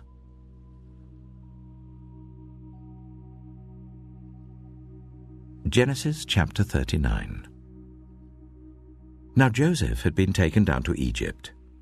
Potiphar, an Egyptian who was one of Pharaoh's officials, the captain of the guard, bought him from the Ishmaelites who had taken him there. The Lord was with Joseph, so that he prospered, and he lived in the house of his Egyptian master. When his master saw that the Lord was with him, and that the Lord gave him success in everything he did, Joseph found favor in his eyes and became his attendant. Potiphar put him in charge of his household, and he entrusted to his care everything he owned. From the time he put him in charge of his household and of all that he owned, the Lord blessed the household of the Egyptian because of Joseph. The blessing of the Lord was on everything Potiphar had, both in the house and in the field. So Potiphar left everything he had in Joseph's care. With Joseph in charge, he did not concern himself with anything except the food he ate. Now Joseph was well built and handsome. And after a while, his master's wife took notice of Joseph and said, "Come to bed with me." But he refused. "With me in charge," he told her, "my master does not concern himself with anything in the house. Everything he owns he has entrusted to my care. No one is greater in this house than I am. My master has withheld nothing from me except you, because you are his wife. How then could I do such a wicked thing and sin against God?" And though she spoke to Joseph day after day, he refused to go to bed with her or even be with her. One day, he went into the house to attend to his duties, and none of the household servants was inside. She caught him by his cloak and said, "Come to bed with me." But he left his cloak in her hand and ran out of the house. When she saw that he had left his cloak in her hand and had run out of the house, she called her household servants. "Look," she said to them, "this Hebrew has been brought to us to make sport of us. He came in here to sleep with me, but I screamed. When he heard me scream for help, he left his cloak beside me and ran out of the house." She kept his cloak beside her until his master came home. Then she told him this story. "That Hebrew slave you brought us came to me to make sport of me. But as soon as I screamed for help, he left his cloak beside me and ran out of the house." When his master heard the story his wife told him, saying, "This is how your slave treated me," he burned with anger. Joseph's master took him and put him in prison, the place where the king's prisoners were confined. But while Joseph was there in the prison, the Lord was with him.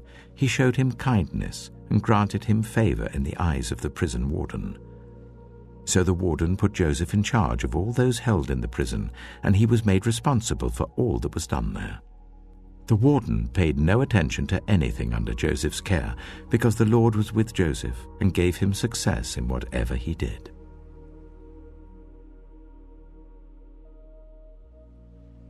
Genesis chapter 40. Some time later, the cupbearer and the baker of the king of Egypt offended their master, the king of Egypt. Pharaoh was angry with his two officials, the chief cupbearer and the chief baker, and put them in custody in the house of the captain of the guard, in the same prison where Joseph was confined. The captain of the guard assigned them to Joseph, and he attended them. After they had been in custody for some time, each of the two men, the cupbearer and the baker of the king of Egypt, who were being held in prison, had a dream the same night, and each dream had a meaning of its own. When Joseph came to them the next morning, he saw that they were dejected. So he asked Pharaoh's officials who were in custody with him in his master's house, "Why do you look so sad today?"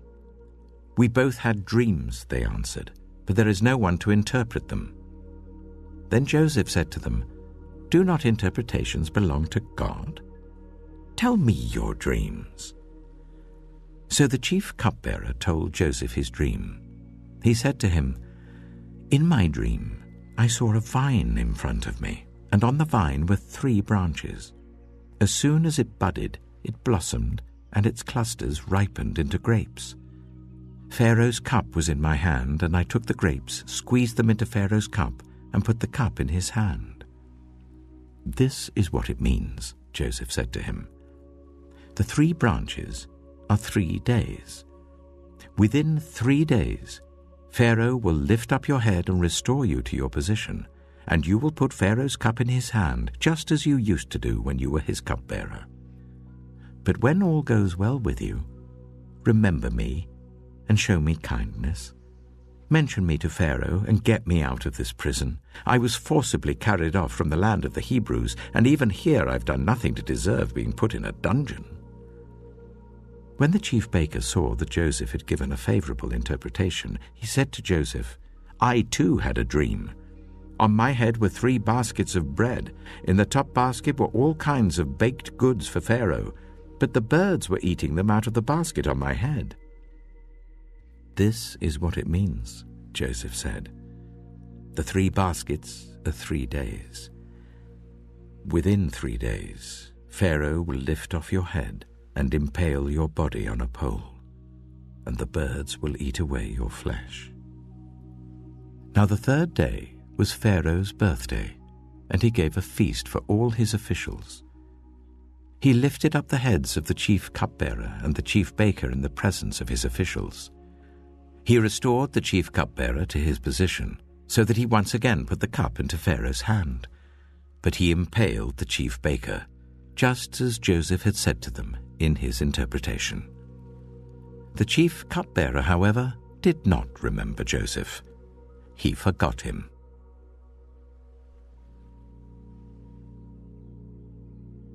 Genesis chapter 41. When 2 full years had passed, Pharaoh had a dream. He was standing by the Nile, when out of the river there came up 7 cows, sleek and fat, and they grazed among the reeds. After them 7 other cows, ugly and gaunt, came up out of the Nile and stood beside those on the riverbank.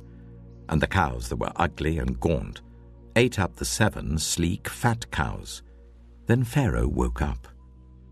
He fell asleep again and had a second dream. 7 ears of corn, healthy and good, were growing on a single stalk. After them 7 other ears of corn sprouted, thin and scorched by the east wind. The thin ears of corn swallowed up the 7 healthy, full ears. Then Pharaoh woke up. It had been a dream. In the morning his mind was troubled, so he sent for all the magicians and wise men of Egypt. Pharaoh told them his dreams, but no one could interpret them for him. Then the chief cupbearer said to Pharaoh, "Today I'm reminded of my shortcomings. Pharaoh was once angry with his servants, and he imprisoned me and the chief baker in the house of the captain of the guard. Each of us had a dream the same night, and each dream had a meaning of its own. Now a young Hebrew was there with us, a servant of the captain of the guard. We told him our dreams, and he interpreted them for us, giving each man the interpretation of his dream. And things turned out exactly as he interpreted them to us. I was restored to my position, and the other man was impaled." So Pharaoh sent for Joseph, and he was quickly brought from the dungeon. When he had shaved and changed his clothes, he came before Pharaoh. Pharaoh said to Joseph, "I had a dream, and no one can interpret it. But I have heard it said of you that when you hear a dream, you can interpret it." "I cannot do it," Joseph replied to Pharaoh, "but God will give Pharaoh the answer he desires." Then Pharaoh said to Joseph, "In my dream I was standing on the bank of the Nile, when out of the river there came up 7 cows, fat and sleek, and they grazed among the reeds. After them 7 other cows came up, scrawny and very ugly and lean. I had never seen such ugly cows in all the land of Egypt.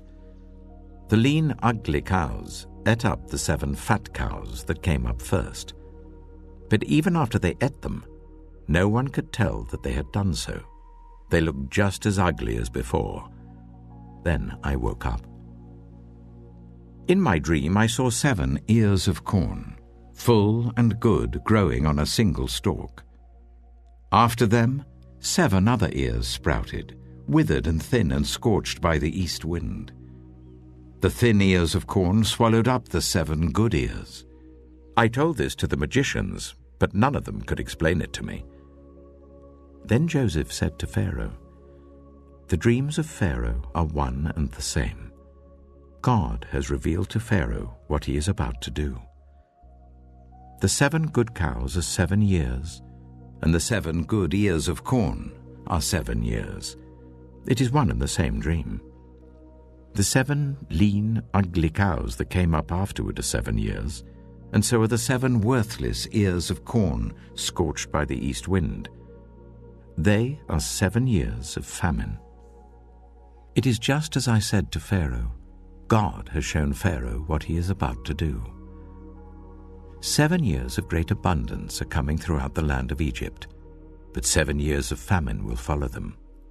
Then all the abundance in Egypt will be forgotten, and the famine will ravage the land. The abundance in the land will not be remembered, because the famine that follows it will be so severe. The reason the dream was given to Pharaoh in 2 forms is that the matter has been firmly decided by God, and God will do it soon. And now let Pharaoh look for a discerning and wise man, and put him in charge of the land of Egypt.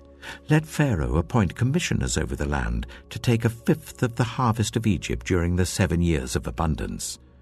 They should collect all the food of these good years that are coming and store up the grain under the authority of Pharaoh to be kept in the cities for food. This food should be held in reserve for the country, to be used during the 7 years of famine that will come upon Egypt, so that the country may not be ruined by the famine. The plan seemed good to Pharaoh and to all his officials. So Pharaoh asked them, "Can we find anyone like this man, one in whom is the Spirit of God?" Then Pharaoh said to Joseph, "Since God has made all this known to you, there is no one so discerning and wise as you. You shall be put in charge of my palace, and all my people are to submit to your orders. Only with respect to the throne will I be greater than you." So Pharaoh said to Joseph, "I hereby put you in charge of the whole land of Egypt." Then Pharaoh took his signet ring from his finger and put it on Joseph's finger. He dressed him in robes of fine linen and put a gold chain around his neck. He had him ride in a chariot as his second in command, and people shouted before him, "Make way!" Thus he put him in charge of the whole land of Egypt. Then Pharaoh said to Joseph, "I am Pharaoh, but without your word, no one will lift hand or foot in all Egypt." Pharaoh gave Joseph the name Zapanath-Paneah, and gave him Asenath, daughter of Potiphera, priest of On, to be his wife. And Joseph went throughout the land of Egypt. Joseph was 30 years old when he entered the service of Pharaoh, king of Egypt, and Joseph went out from Pharaoh's presence and traveled throughout Egypt. During the 7 years of abundance, the land produced plentifully. Joseph collected all the food produced in those 7 years of abundance in Egypt and stored it in the cities. In each city, he put the food grown in the fields surrounding it. Joseph stored up huge quantities of grain like the sand of the sea. It was so much that he stopped keeping records because it was beyond measure. Before the years of famine came, 2 sons were born to Joseph by Asenath, daughter of Potiphera, priest of On. Joseph named his firstborn Manasseh and said, "It is because God has made me forget all my trouble and all my father's household." The second son he named Ephraim and said, "It is because God has made me fruitful in the land of my suffering." The 7 years of abundance in Egypt came to an end, and the 7 years of famine began, just as Joseph had said. There was famine in all the other lands, but in the whole land of Egypt there was food. When all Egypt began to feel the famine, the people cried to Pharaoh for food. Then Pharaoh told all the Egyptians, "Go to Joseph and do what he tells you." When the famine had spread over the whole country, Joseph opened all the storehouses and sold grain to the Egyptians, for the famine was severe throughout Egypt. And all the world came to Egypt to buy grain from Joseph, because the famine was severe everywhere.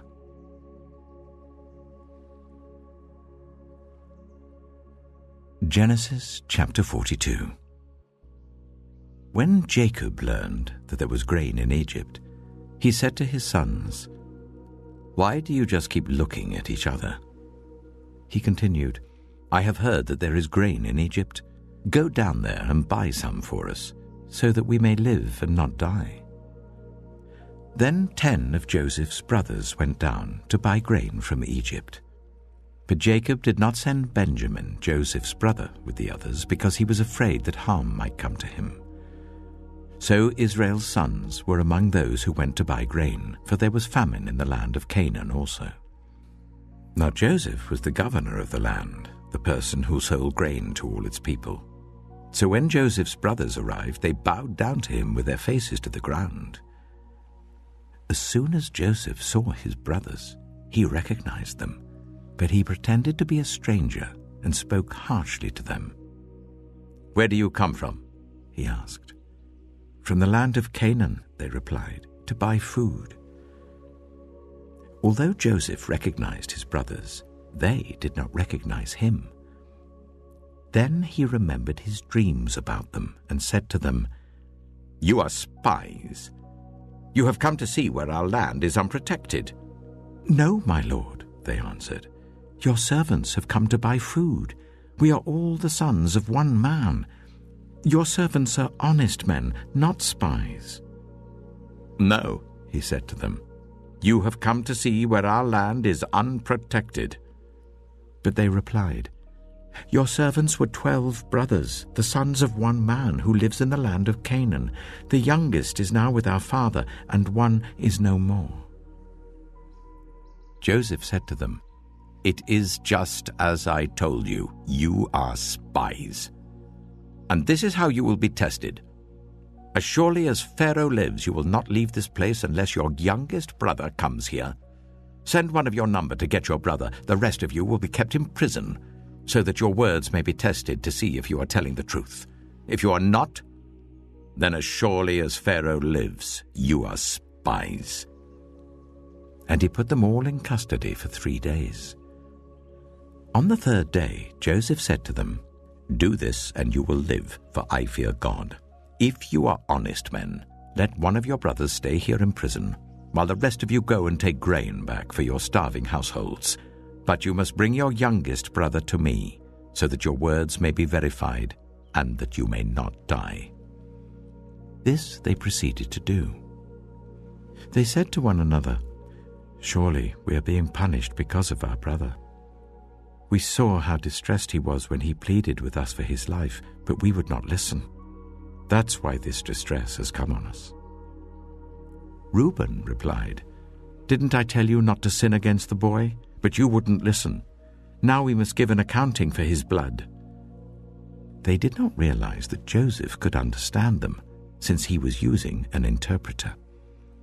He turned away from them and began to weep, but then came back and spoke to them again.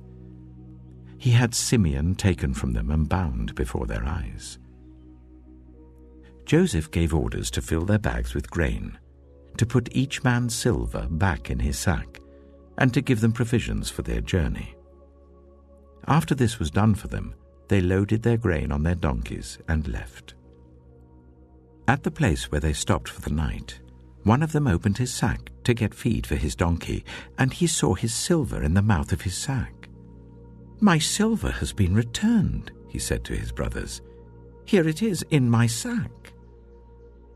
Their hearts sank, and they turned to each other trembling and said, "What is this that God has done to us?"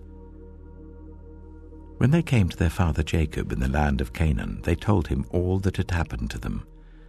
They said, "The man who is lord over the land spoke harshly to us and treated us as though we were spying on the land. But we said to him, 'We are honest men, we're not spies. We were 12 brothers, sons of one father. One is no more, and the youngest is now with our father in Canaan.' Then the man who is lord over the land said to us, 'This is how I will know whether you are honest men. Leave one of your brothers here with me and take food for your starving households and go. But bring your youngest brother to me, so I will know that you are not spies, but honest men. Then I will give your brother back to you, and you can trade in the land.' As they were emptying their sacks, there in each man's sack was his pouch of silver. When they and their father saw the money pouches, they were frightened. Their father Jacob said to them, 'You have deprived me of my children. Joseph is no more, and Simeon is no more. And now you want to take Benjamin? Everything is against me." Then Reuben said to his father, "You may put both of my sons to death if I do not bring him back to you. Entrust him to my care, and I will bring him back." But Jacob said, "My son will not go down there with you. His brother is dead, and he is the only one left. If harm comes to him on the journey you are taking, you will bring my grey head down to the grave in sorrow."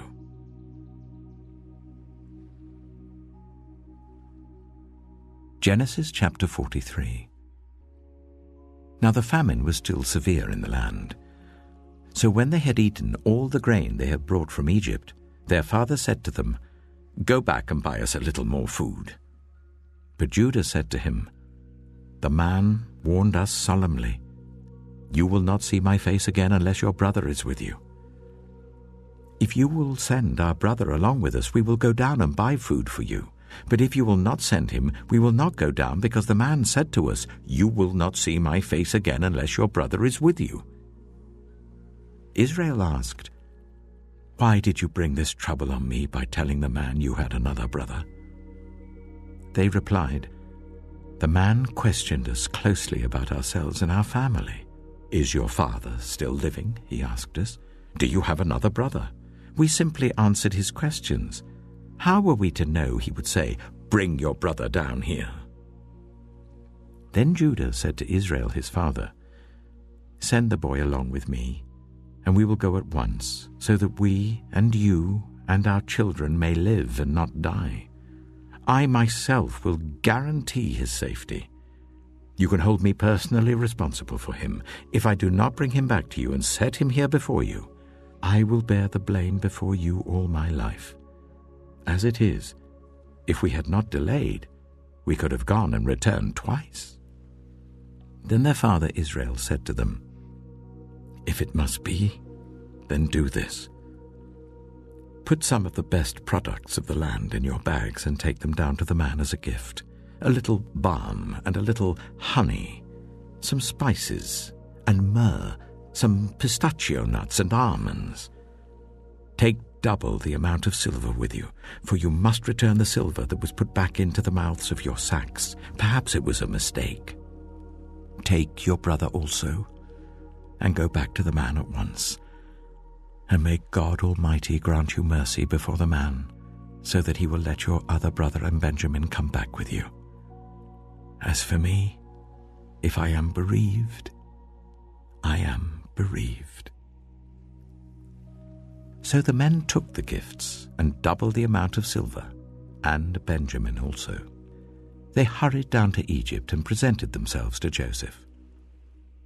When Joseph saw Benjamin with them, he said to the steward of his house, "Take these men to my house, slaughter an animal and prepare a meal. They are to eat with me at noon." The man did as Joseph told him and took the men to Joseph's house.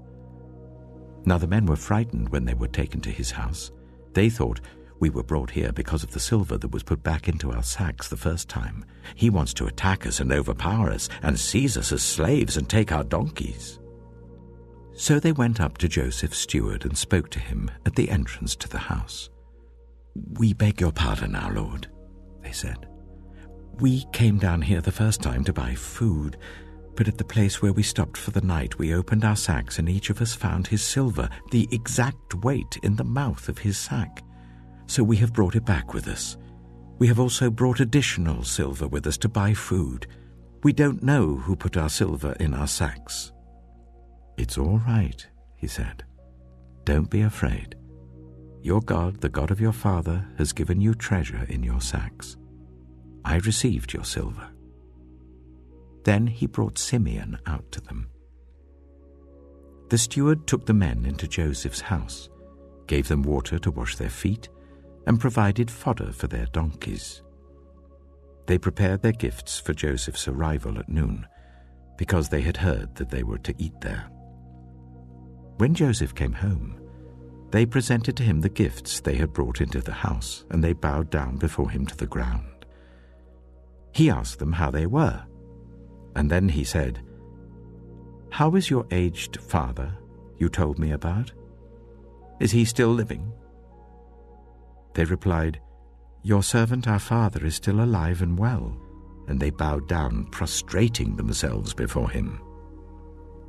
As he looked about and saw his brother Benjamin, his own mother's son, he asked, "Is this your youngest brother, the one you told me about?"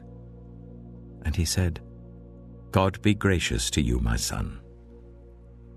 Deeply moved at the sight of his brother, Joseph hurried out and looked for a place to weep. He went into his private room and wept there.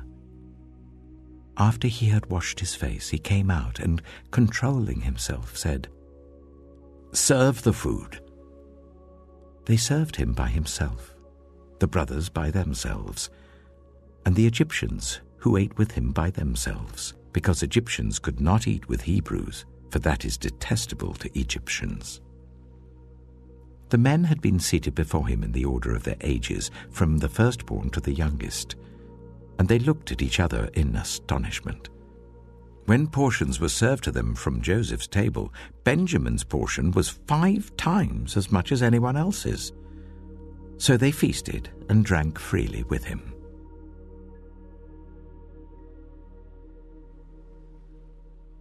Genesis chapter 44. Now Joseph gave these instructions to the steward of his house. Fill the men's sacks with as much food as they can carry, and put each man's silver in the mouth of his sack.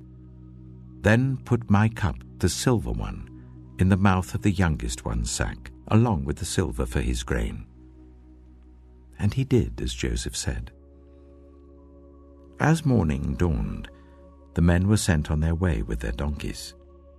They had not gone far from the city when Joseph said to his steward, "Go after those men at once, and when you catch up with them, say to them, 'Why have you repaid good with evil? Isn't this the cup my master drinks from, and also uses for divination? This is a wicked thing you have done.'"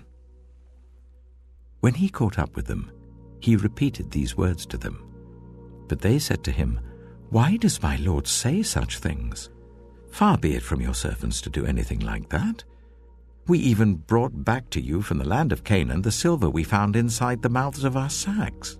So why would we steal silver or gold from your master's house?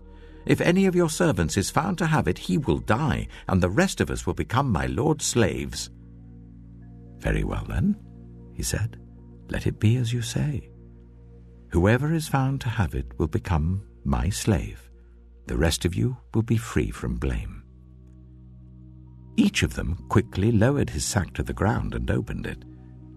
Then the steward proceeded to search, beginning with the oldest and ending with the youngest. And the cup was found in Benjamin's sack. At this they tore their clothes. Then they all loaded their donkeys and returned to the city. Joseph was still in the house when Judah and his brothers came in, and they threw themselves to the ground before him. Joseph said to them, "What is this you have done? Don't you know that a man like me can find things out by divination?" "What can we say to my lord?" Judah replied. "What can we say? How can we prove our innocence? God has uncovered your servant's guilt. We are now my lord's slaves, we ourselves and the one who was found to have the cup." But Joseph said, "Far be it from me to do such a thing.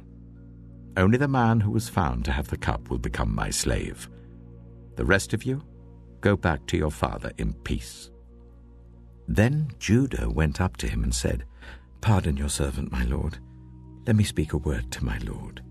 Do not be angry with your servant, though you are equal to Pharaoh himself.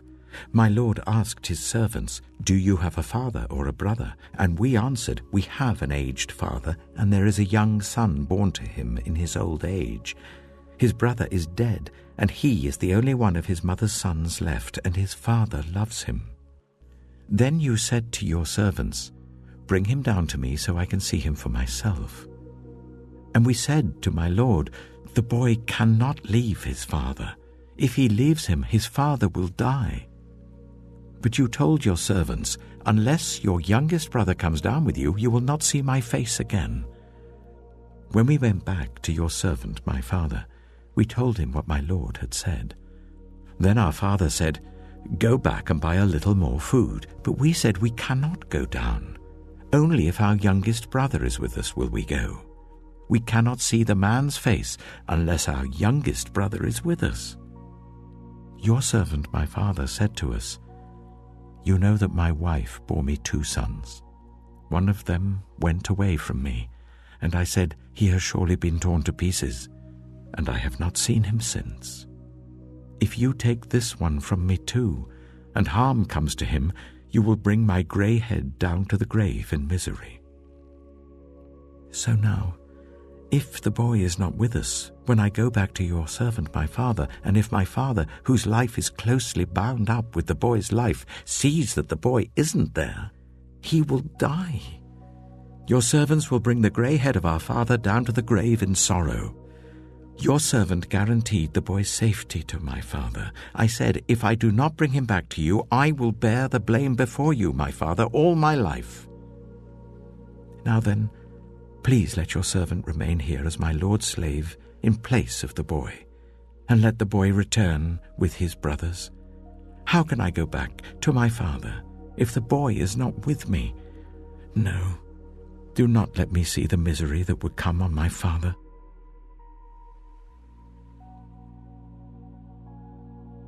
Genesis chapter 45. Then Joseph could no longer control himself before all his attendants, and he cried out, "Make everyone leave my presence." So there was no one with Joseph when he made himself known to his brothers. And he wept so loudly that the Egyptians heard him, and Pharaoh's household heard about it. Joseph said to his brothers, "I am Joseph. Is my father still living?" But his brothers were not able to answer him because they were terrified at his presence. Then Joseph said to his brothers, "Come close to me." When they had done so, he said, "I am your brother Joseph, the one you sold into Egypt. And now do not be distressed, and do not be angry with yourselves for selling me here, because it was to save lives that God sent me ahead of you. For 2 years now there has been famine in the land, and for the next 5 years there will be no plowing and reaping. But God sent me ahead of you to preserve for you a remnant on earth, and to save your lives by a great deliverance. So then it was not you who sent me here, but God. He made me father to Pharaoh, lord of his entire household and ruler of all Egypt. Now hurry back to my father, and say to him, 'This is what your son Joseph says. God has made me lord of all Egypt. Come down to me, don't delay. You shall live in the region of Goshen and be near me, you, your children and grandchildren, your flocks and herds and all you have. I will provide for you there, because 5 years of famine are still to come. Otherwise, you and your household and all who belong to you will become destitute. You can see for yourselves, and so can my brother Benjamin, that it is really I who am speaking to you. Tell my father about all the honor accorded me in Egypt and about everything you have seen, and bring my father down here quickly." Then he threw his arms around his brother Benjamin and wept, and Benjamin embraced him, weeping, and he kissed all his brothers and wept over them. Afterwards his brothers talked with him. When the news reached Pharaoh's palace that Joseph's brothers had come, Pharaoh and all his officials were pleased. Pharaoh said to Joseph, "Tell your brothers, do this, load your animals and return to the land of Canaan, and bring your father and your families back to me. I will give you the best of the land of Egypt, and you can enjoy the fat of the land." You are also instructed to tell them, "Do this. Take some carts from Egypt for your children and your wives, and get your father and come. Never mind about your belongings, because the best of all Egypt will be yours." So the sons of Israel did this. Joseph gave them carts, as Pharaoh had commanded, and he also gave them provisions for their journey. To each of them he gave new clothing, But to Benjamin he gave 300 shekels of silver and 5 sets of clothes. And this is what he sent to his father: 10 donkeys loaded with the best things of Egypt, and 10 female donkeys loaded with grain and bread and other provisions for his journey. Then he sent his brothers away, and as they were leaving he said to them, "Don't quarrel on the way." So they went up out of Egypt and came to their father Jacob in the land of Canaan. They told him, "Joseph is still alive. In fact, he is ruler of all Egypt." Jacob was stunned. He did not believe them. But when they told him everything Joseph had said to them, and when he saw the carts Joseph had sent to carry him back, the spirit of their father Jacob revived. And Israel said, "I am convinced my son Joseph is still alive. I will go and see him before I die."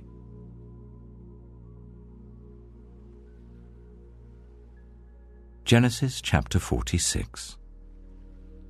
So Israel set out with all that was his, and when he reached Beersheba, he offered sacrifices to the God of his father Isaac. And God spoke to Israel in a vision at night and said, "Jacob, Jacob." "Here I am," he replied. "I am God, the God of your father," he said. "Do not be afraid to go down to Egypt, for I will make you into a great nation there. I will go down to Egypt with you, and I will surely bring you back again, and Joseph's own hand will close your eyes." Then Jacob left Beersheba, and Israel's sons took their father Jacob and their children and their wives in the carts that Pharaoh had sent to transport him. So Jacob and all his offspring went to Egypt, taking with them their livestock and the possessions they had acquired in Canaan. Jacob brought with him to Egypt his sons and grandsons and his daughters and granddaughters, all his offspring. These are the names of the sons of Israel, Jacob and his descendants who went to Egypt. Reuben, the firstborn of Jacob.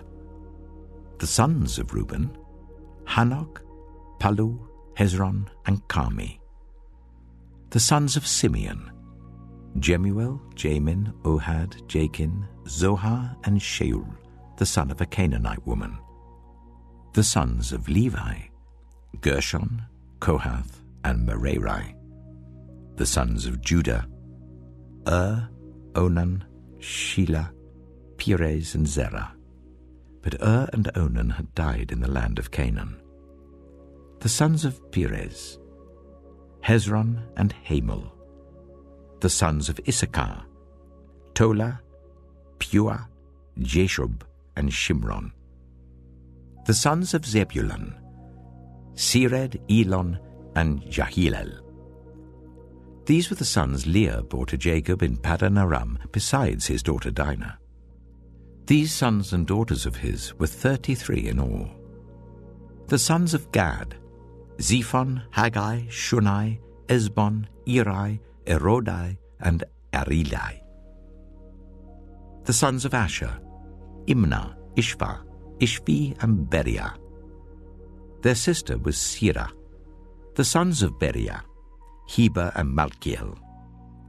These were the children born to Jacob by Zilpah, whom Laban had given to his daughter Leah, 16 in all. The sons of Jacob's wife Rachel: Joseph and Benjamin. In Egypt, Manasseh and Ephraim were born to Joseph by Asenath, daughter of Potiphar, priest of On. The sons of Benjamin: Bela, Becher, Ashbel, Jirah, Naaman, Ehi, Rosh, Muppim, Huppim, and Ard. These were the sons of Rachel who were born to Jacob, 14 in all. The son of Dan: Hushim. The sons of Naphtali: Jaziel, Gunai, Jezer, and Shillem. These were the sons born to Jacob by Bilhah, whom Laban had given to his daughter Rachel, 7 in all.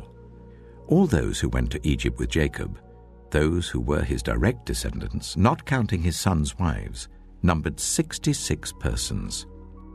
With the 2 sons who had been born to Joseph in Egypt, the members of Jacob's family, which went to Egypt, were 70 in all. Now Jacob sent Judah ahead of him to Joseph to get directions to Goshen. When they arrived in the region of Goshen, Joseph had his chariot made ready and went to Goshen to meet his father Israel. As soon as Joseph appeared before him, he threw his arms around his father and wept for a long time. Israel said to Joseph, "Now I'm ready to die, since I have seen for myself that you are still alive." Then Joseph said to his brothers and to his father's household, "I will go up and speak to Pharaoh, and will say to him, 'My brothers and my father's household who are living in the land of Canaan have come to me. The men are shepherds, they tend livestock, and they have brought along their flocks and herds and everything they own.' When Pharaoh calls you in and asks, 'What is your occupation?' you should answer, 'Your servants have tended livestock from our boyhood on, just as our fathers did.' Then you will be allowed to settle in the region of Goshen, for all shepherds are detestable to the Egyptians."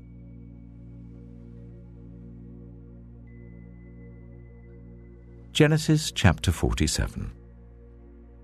Joseph went and told Pharaoh, "My father and brothers with their flocks and herds and everything they own have come from the land of Canaan and are now in Goshen." He chose 5 of his brothers and presented them before Pharaoh. Pharaoh asked the brothers, "What is your occupation?" "Your servants are shepherds," they replied to Pharaoh, "just as our fathers were." They also said to him, "We have come to live here for a while because the famine is severe in Canaan, and your servants' flocks have no pasture. So now please let your servants settle in Goshen."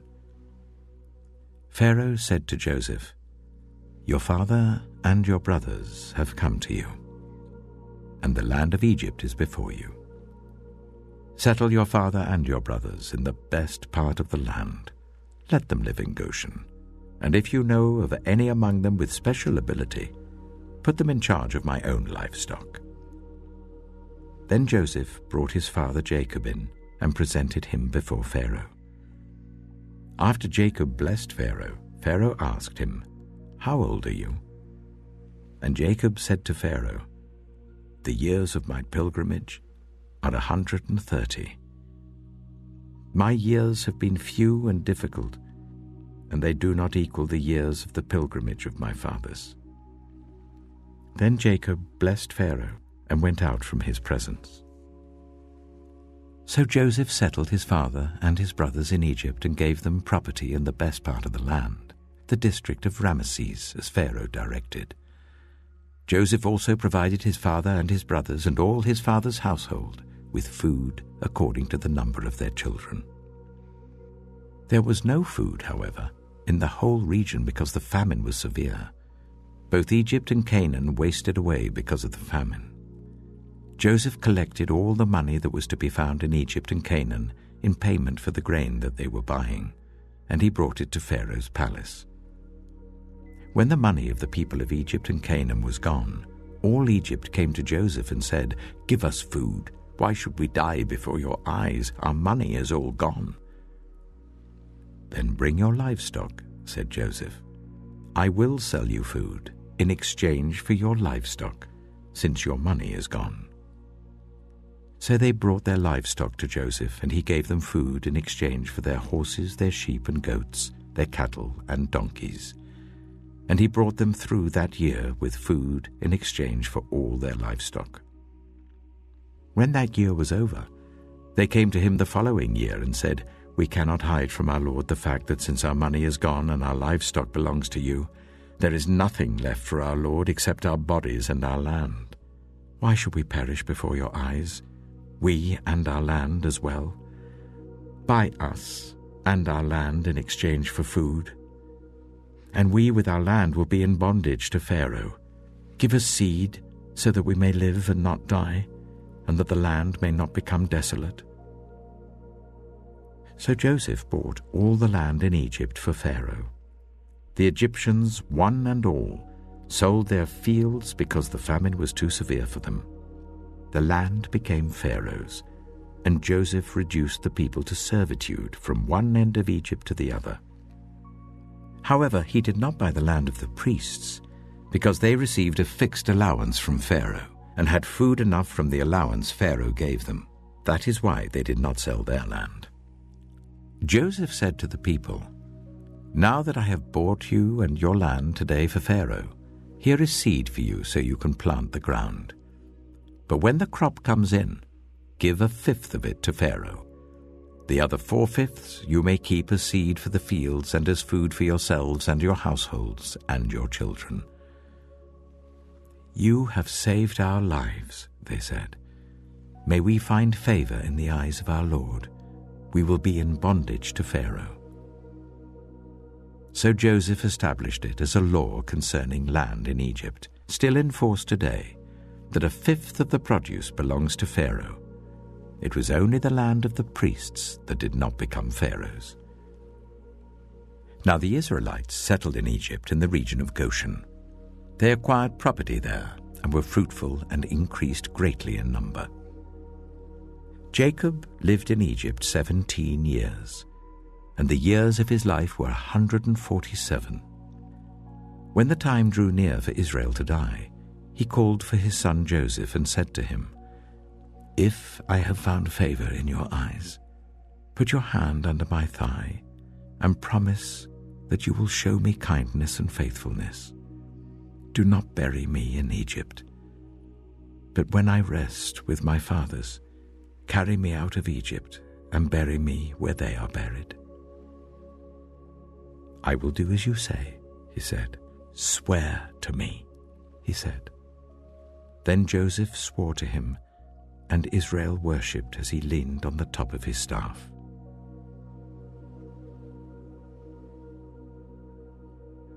Genesis chapter 48. Sometime later Joseph was told, "Your father is ill." So he took his 2 sons, Manasseh and Ephraim, along with him. When Jacob was told, "Your son Joseph has come to you," Israel rallied his strength and sat up on the bed. Jacob said to Joseph, "God Almighty appeared to me at Luz in the land of Canaan, and there he blessed me and said to me, 'I am going to make you fruitful and increase your numbers. I will make you a community of peoples, and I will give this land as an everlasting possession to your descendants after you.' Now then, your 2 sons born to you in Egypt before I came to you here will be reckoned as mine. Ephraim and Manasseh will be mine, just as Reuben and Simeon are mine. Any children born to you after them will be yours. In the territory they inherit, they will be reckoned under the names of their brothers. As I was returning from Padan, to my sorrow, Rachel died in the land of Canaan while we were still on the way, a little distance from Ephrath. So I buried her there beside the road to Ephrath, that is Bethlehem." When Israel saw the sons of Joseph, he asked, "Who are these?" "They are the sons God has given me here," Joseph said to his father. Then Israel said, "Bring them to me so I may bless them." Now Israel's eyes were failing because of old age, and he could hardly see. So Joseph brought his sons close to him, and his father kissed them and embraced them. Israel said to Joseph, "I never expected to see your face again, and now God has allowed me to see your children too." Then Joseph removed them from Israel's knees and bowed down with his face to the ground. And Joseph took both of them, Ephraim on his right towards Israel's left hand, and Manasseh on his left towards Israel's right hand, and brought them close to him. But Israel reached out his right hand and put it on Ephraim's head, though he was the younger, and crossing his arms, he put his left hand on Manasseh's head, even though Manasseh was the firstborn. Then he blessed Joseph and said, "May the God before whom my fathers, Abraham and Isaac, walked faithfully, the God who has been my shepherd all my life to this day, the angel who has delivered me from all harm. May he bless these boys. May they be called by my name and the names of my fathers, Abraham and Isaac, and may they increase greatly on the earth." When Joseph saw his father placing his right hand on Ephraim's head, he was displeased. So he took hold of his father's hand to move it from Ephraim's head to Manasseh's head. Joseph said to him, "No, my father, this one is the firstborn. Put your right hand on his head." But his father refused and said, "I know, my son, I know. He too will become a people, and he too will become great. Nevertheless, his younger brother will be greater than he, and his descendants will become a group of nations." He blessed them that day and said, "In your name will Israel pronounce this blessing. May God make you like Ephraim and Manasseh." So he put Ephraim ahead of Manasseh. Then Israel said to Joseph, "I am about to die, but God will be with you and take you back to the land of your fathers. And to you I give one more ridge of land than to your brothers, the ridge I took from the Amorites with my sword and my bow."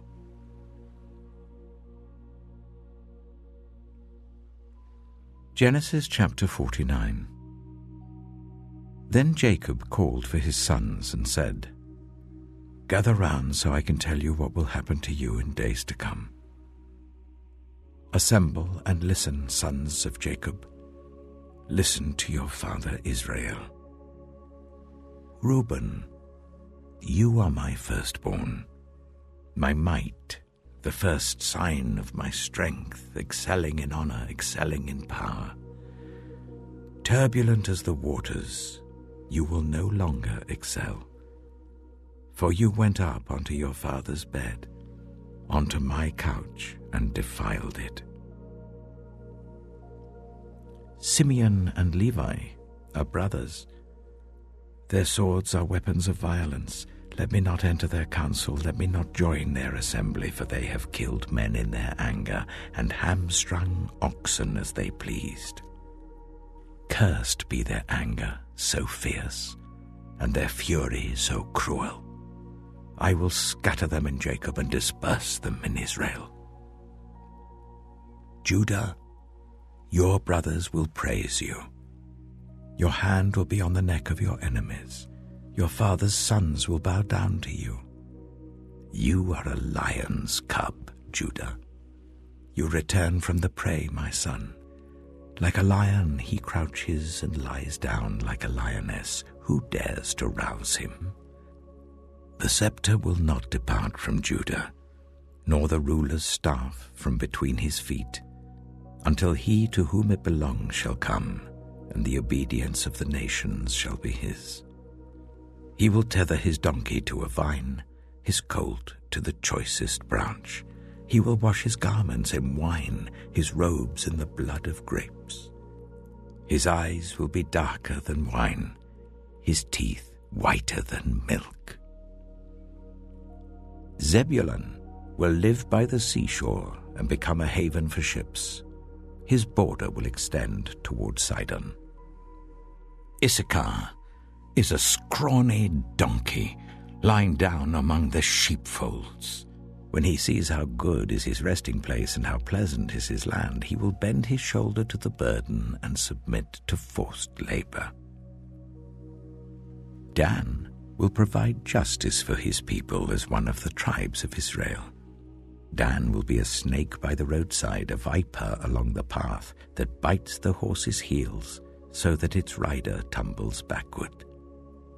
I look for your deliverance, Lord. Gad will be attacked by a band of raiders, but he will attack them at their heels. Asher's food will be rich. He will provide delicacies fit for a king. Naphtali is a doe set free that bears beautiful fawns. Joseph is a fruitful vine near a spring, whose branches climb over a wall.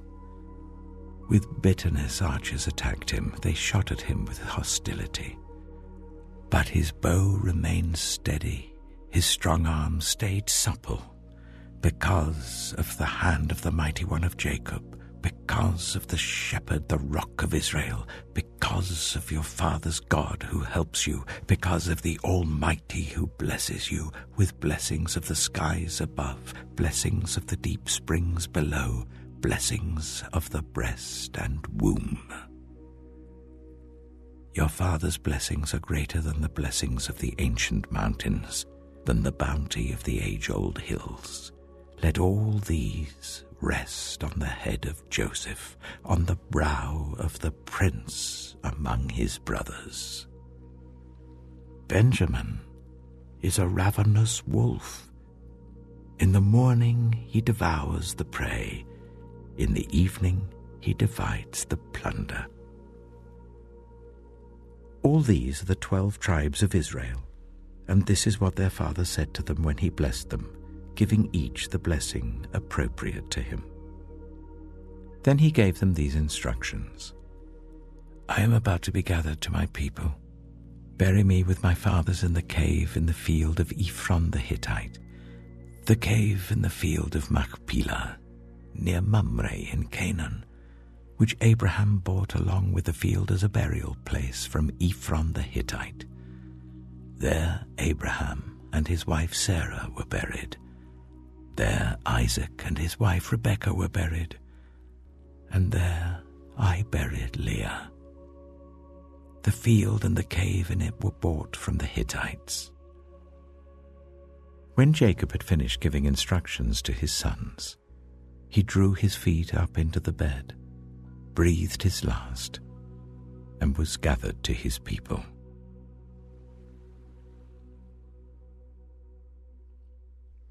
Genesis chapter 50. Joseph threw himself on his father and wept over him and kissed him. Then Joseph directed the physicians in his service to embalm his father Israel. So the physicians embalmed him, taking a full 40 days, for that was the time required for embalming, and the Egyptians mourned for him 70 days.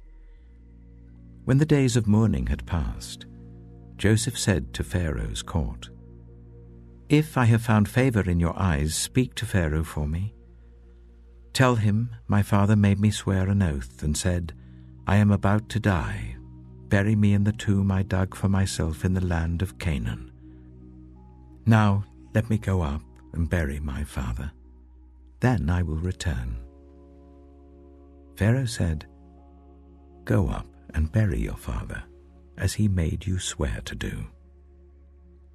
So Joseph went up to bury his father. All Pharaoh's officials accompanied him, the dignitaries of his court and all the dignitaries of Egypt, besides all members of Joseph's household and his brothers and those belonging to his father's household. Only their children and their flocks and herds were left in Goshen. Chariots and horsemen also went up with him. It was a very large company. When they reached the threshing floor of Atad, near the Jordan, they lamented loudly and bitterly, and there Joseph observed a 7-day period of mourning for his father. When the Canaanites who lived there saw the mourning at the threshing floor of Atad, they said, The Egyptians are holding a solemn ceremony of mourning. That is why that place near the Jordan is called Abel Mizraim. So Jacob's sons did as he had commanded them. They carried him to the land of Canaan and buried him in the cave of the field of Machpelah near Mamre, which Abraham had bought along with the field as a burial place from Ephron the Hittite. After burying his father, Joseph returned to Egypt, together with his brothers and all the others who had gone with him to bury his father. When Joseph's brothers saw that their father was dead, they said, What if Joseph holds a grudge against us and pays us back for all the wrongs we did to him? So they sent word to Joseph, saying, Your father left these instructions before he died. This is what you are to say to Joseph. I ask you to forgive your brothers the sins and the wrongs they committed in treating you so badly. Now please forgive the sins of the servants of the God of your father." When their message came to him, Joseph wept. His brothers then came and threw themselves down before him. "We are your slaves," they said. But Joseph said to them, "Don't be afraid. Am I in the place of God? You intended to harm me, but God intended it for good, to accomplish what is now being done, the saving of many lives. So then don't be afraid. I will provide for you and your children." And he reassured them and spoke kindly to them. Joseph stayed in Egypt, along with all his father's family. He lived 110 years and saw the third generation of Ephraim's children. Also the children of Machir, son of Manasseh, were placed at birth on Joseph's knees. Then Joseph said to his brothers, "I am about to die, but God will surely come to your aid and take you up out of this land, to the land he promised on oath to Abraham, Isaac, and Jacob." And Joseph made the Israelites swear an oath and said, "God will surely come to your aid, and then you must carry my bones up from this place." So Joseph died at the age of 110, and after they embalmed him, he was placed in a coffin in Egypt.